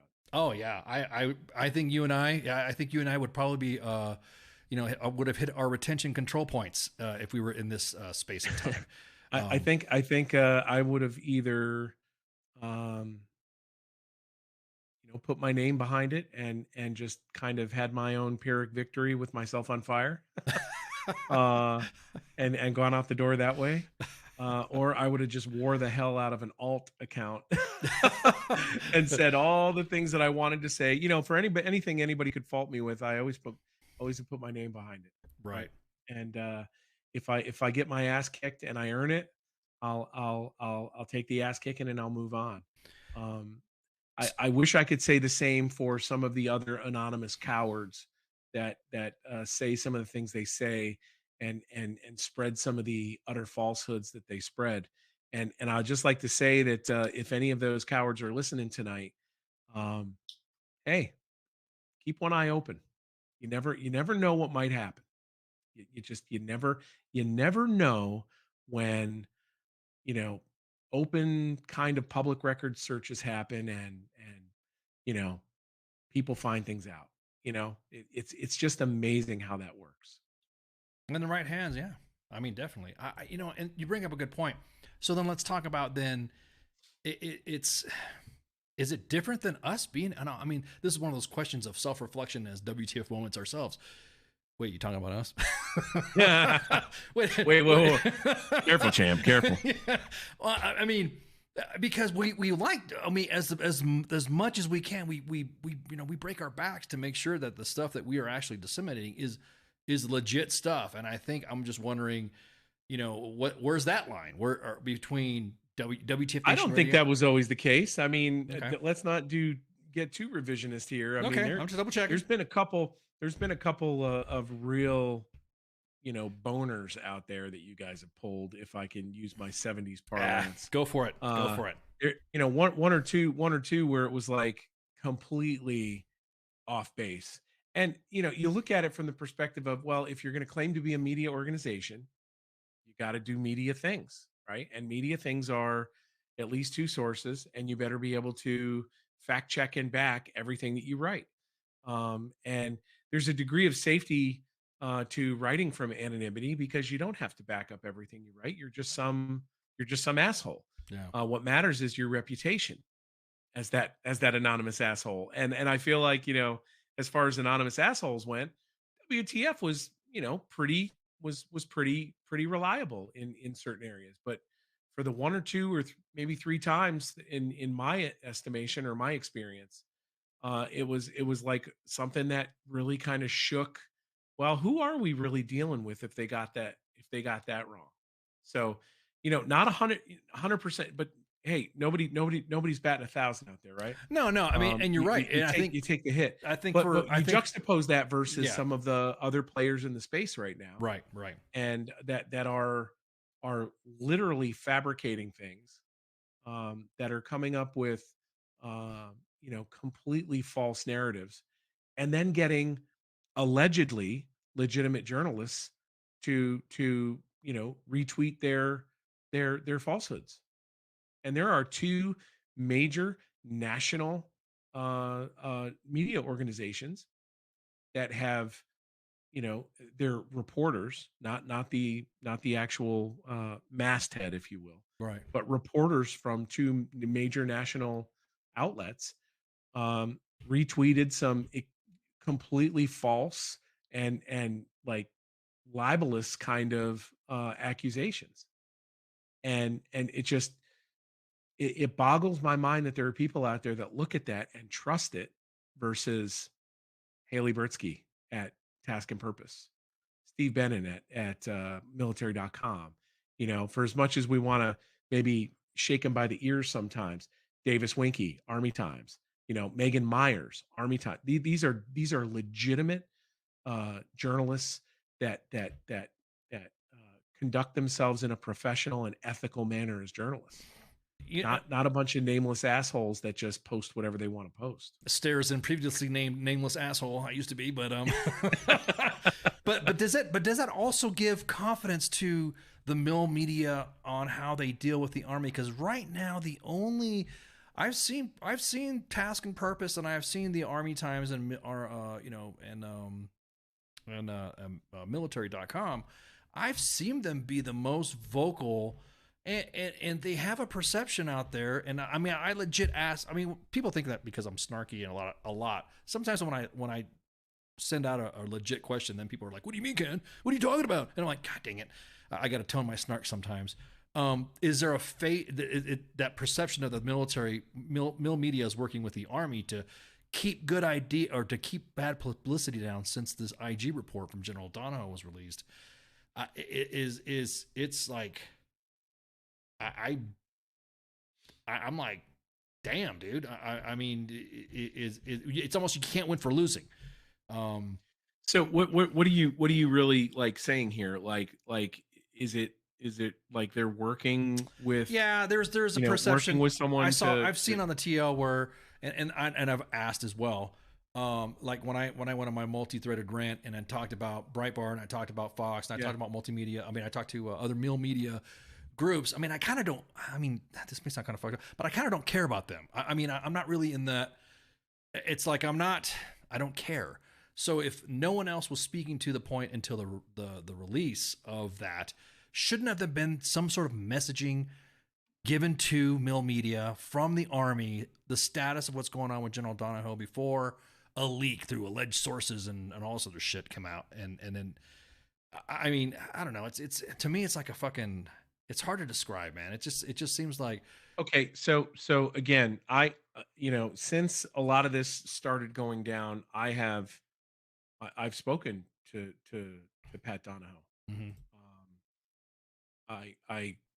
I don't think he number one, just to make sure that he's okay, because I've been in his position before where all you go from hero to zero, and the first story that comes out, everyone's up your ass, or they completely cut you off and don't talk to you. So I wanted to make sure that he'd been checked on. Right. Based on the timeline that he told me in terms of when he received the results of the IG investigation and when the first query came from an Army Times reporter, it was within about 4.5 hours. So you want to talk about like the messaging, of the Army providing messaging to military media. Now, I'm not going to cast aspersions on the reporter who got the initial query, but I'm really curious, like, how did a protected communication go from the Department of the Army to someone, and then the media get it within 4 hours? Yeah, and I guess that would concern me. Yeah, right? that's exactly that, and that's what I'm saying is that and maybe I should frame my question a little bit better than that, because it was like, I think, was it the Stars and Stripes or something like that whoever, I can't remember who busted it or who broke it first, but that level, that type of investigation, makes it seem like, well, then what the hell? These guys are the ones that printed this. I want to see it. I want to see this investigation. Why didn't they post it? Because I always see the due diligence when there's redacted investigations, and I'll say, it's talking about whoever, and you'll see like a box over the name and socials and all that. But that EC32, whatever that means. Yeah, exactly. And then C notes, and then point of contact is blah blah blah blah blah. I know Chad Garland deals with a lot of FOIAs, and he's always frustrated with the speed with it, of how they do it. But then the next thing you know, Elite comes out, and he's like, hey, what the hell? Who are you working with? Do we need to have a dedicated? I mean, is there like a legit? When was the last time the Army had? I mean, I'm like throwing 15 questions, million questions out at once. A dedicated media pool, like we had. WTF Moments had a deconfliction page, and then we have like an interim statement, maybe a change in public affairs policy where an interim statement comes out, or a fucking press conference from the DoD to say, okay, Army Secretary so and so is gonna. None of that. It doesn't work that way. So just as an example, if there's an allegation of misconduct or wrongdoing, and there's an investigation, the public affairs policy will always be to not comment on it while an investigation is underway. If an investigation is complete but has not yet been adjudicated, the policy is still the same. You're not going to talk about it because that preserves the decision space for the senior leader that is responsible for adjudicating whatever the investigation results show. Right. And you know what, from a privacy standpoint, it's not bad. It's not terrible. It depends if you're one of those people that wants to keep your head down, and if it was, if you did something that you don't want the rest of the world to know about, those privacy rules, they work really well. Yeah, I'm just if it's something that is just as innocuous as 3 tweets, from what we can see in social and in the media, I can't see any reason why the Army wouldn't comment on it. And it is just absolutely striking to me that it took until today, when, again, having been involved in a number of AUSA national meetings, I could say the Army is coming in on day one of AUSA. Hell, it starts on Sunday between the Army 10 miler and all the events. Right. But they come in every year with a narrative. We're talking about this. This is the thing we're talking about. And then when somebody says, hey, I'd like to ask about A, B, and C, that's cool. I'd really like to talk about A, B, and C, but we're here to talk about this. And that's how it goes, right? So you have all of this stuff burning all last week. I mean, if I was in charge somewhere in public affairs, I would have said, hey, let's get out in front of this on Thursday or Friday and drop a statement of some kind so it doesn't suck the oxygen out of our, the one press conference a year where you've got the chief, the secretary, and the SMA in front of your dedicated, your dedicated followership of, DOD and Army adjacent press. Why would you wait until Monday to talk about it, or wait for one of these guys to ask you the question? It boggles my mind. Yeah, it really does. Yeah, but it's a good point, because I mean, I guess that was my question. An interim statement to kind of feed the masses, to kind of chew on that, so that way we can go, okay, the Army's tracking. All right, we got it. The Army's gonna. All right, let's write this down and head back to the bureaus, and okay, we got to knock this out. Hey, and then Ken, just as an example, we started talking at, and shit, it's like 10:21, man. We keep going, man. We're in charge. We started talking at just about 9 p.m. right? Right. When we started talking, the Army was trending, and I think I said it was at about 174,000. I think is what I said. The Army is trending. It's up to 193,000 tweets. So that's math is hard. If you know, you know. Math is hard, but the difference between 174 and 193, I think that's 19,000 tweets in the last hour and change about the Army. Yeah. And I guarantee you those tweets were not about whatever the Army's narrative was for AUSA 2022. No. It wasn't about the Abrams X. It wasn't about, people first.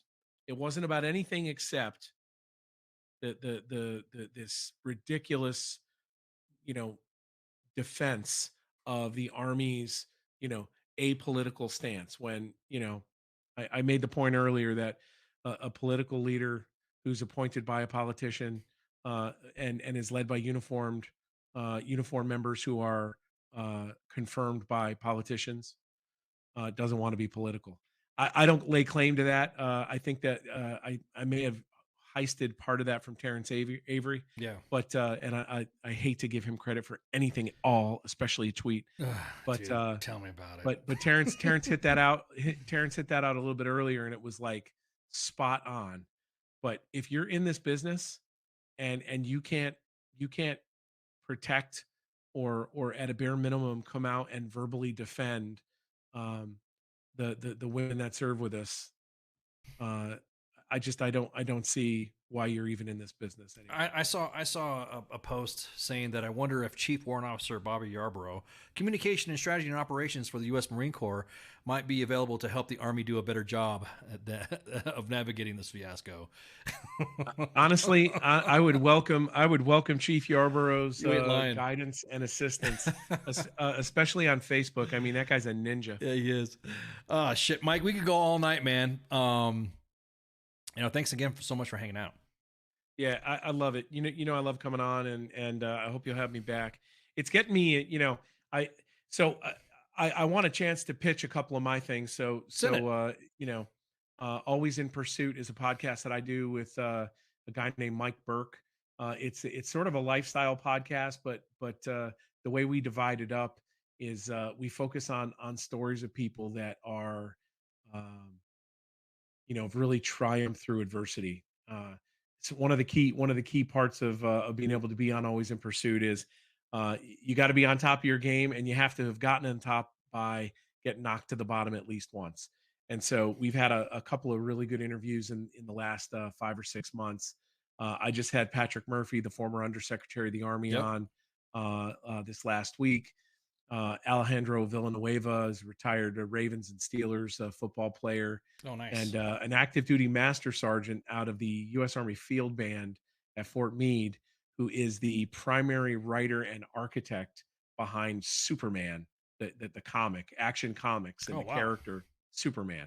So they're just amazing stories and amazing people that we've had a chance to talk to on Always in Pursuit. So alwaysinpursuit.org. I mean, it's just a fun podcast. Mike does a lot of good professional writing. There's a great newsletter, so I highly recommend, if you can, to check that out. But being on screen like this, my podcast, it's all Adobe Audition and talking, and now that I can see my big square head in the frame, I'm getting the itch. I might have to do something like this. Yeah, dude. And I'll make sure I'll stack it like right against yours just so I can compete, just to see what happens. Hey man, we've always been like that, but it's always for the best. It's always for the better. I mean, one thing I'll appreciate, man, me being a fledgling broadcaster when I first started, I hoped it was obvious that you were probably wondering, what the hell was it? Why is Ken asking me about mics? Why is Ken asking me about this? Why is Ken asking me about that? It was because, I mean, you kind of helped build this too. So it's we appreciate you coming on. You're always welcome. I'm trying to get General Donahoe on here, but he said they'd probably retire him as a private if he showed up right now in this time and space. So yeah, let's not tempt fate.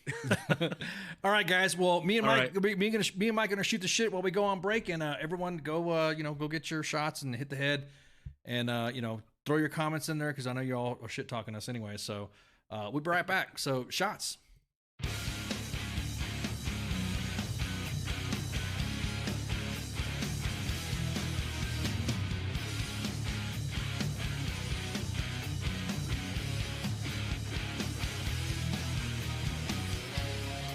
Take a look inside your life. Is it so bad? Is this where you draw the line? 'Cause it's so sad. Tell me where you lost your faith. Is it so bad?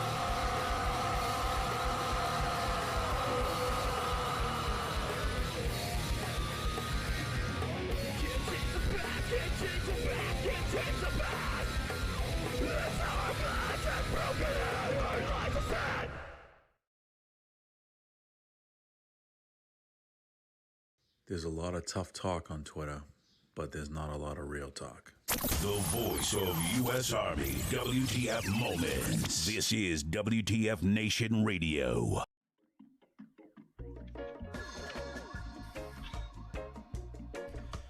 And we're back.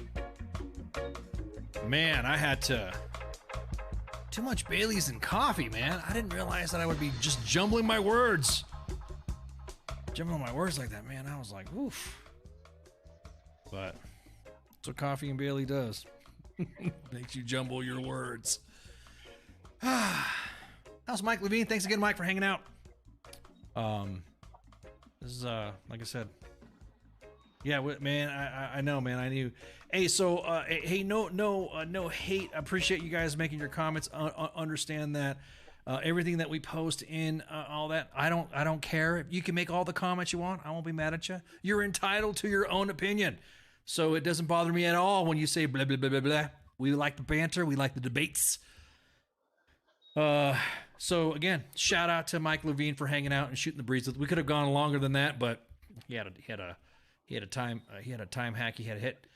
But yeah. Hey, so tomorrow we don't have Pop Culture Warrior. So this is like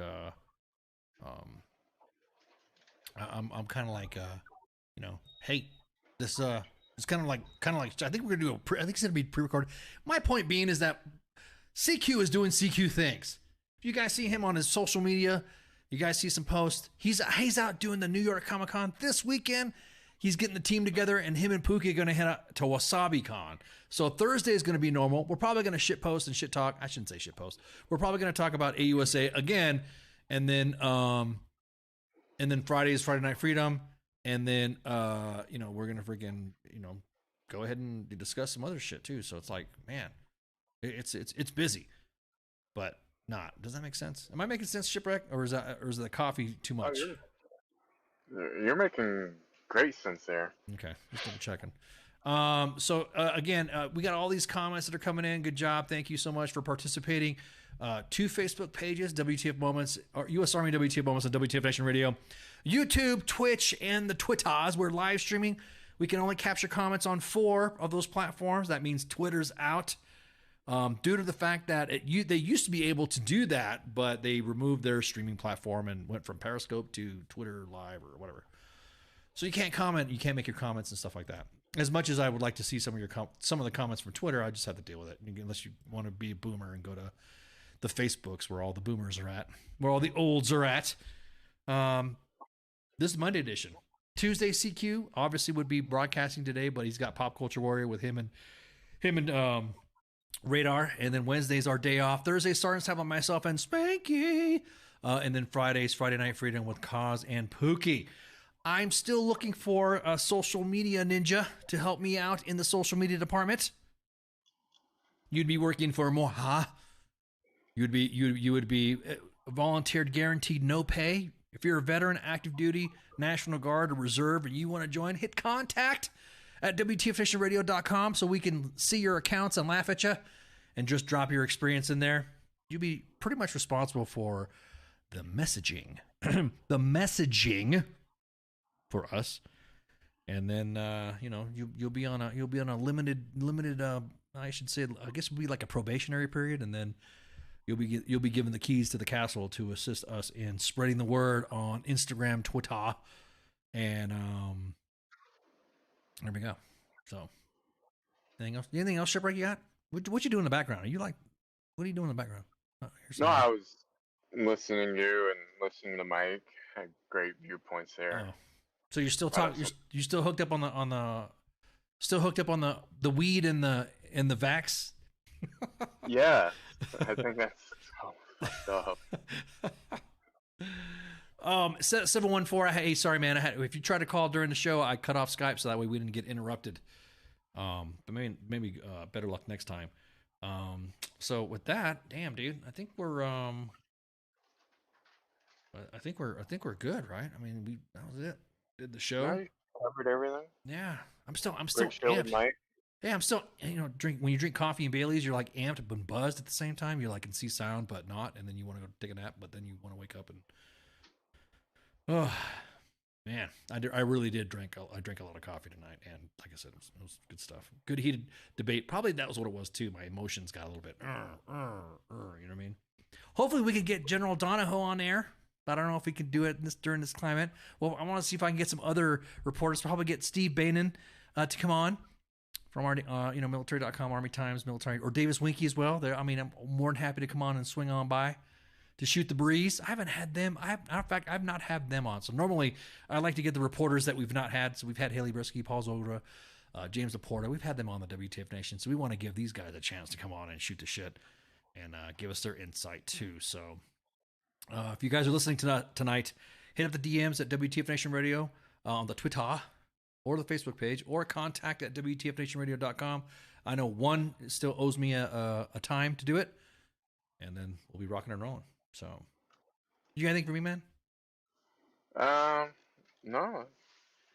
Everyone have a good week. All right, you too. All right, man. Well, hey, we'll see you later, and shots. See you. Hey, this is SEAC retired John Wayne Troxel.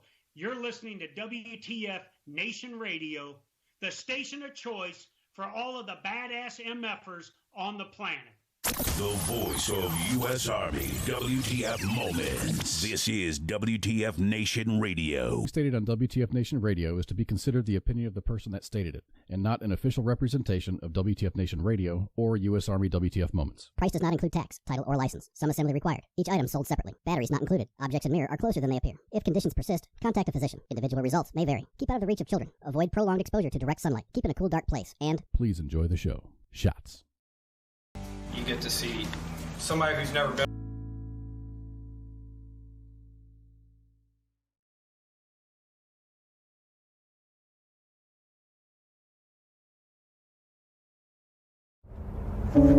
Я батько. Я молодший брат. Я водій маршрутки. Я скоро одружуся. Я фанат Шахтера. Начальник отдела продаж. Я прораб. Я программист. Я свидетель на свадьбе. Фальшица. Дядя Юра, таксист. Я вчитель фізкультури. Я студент-геолог. У мене своя фірма. Я кращий друг зі школи. Я сусід, який завжди стукає по батареї. Я єдиний син.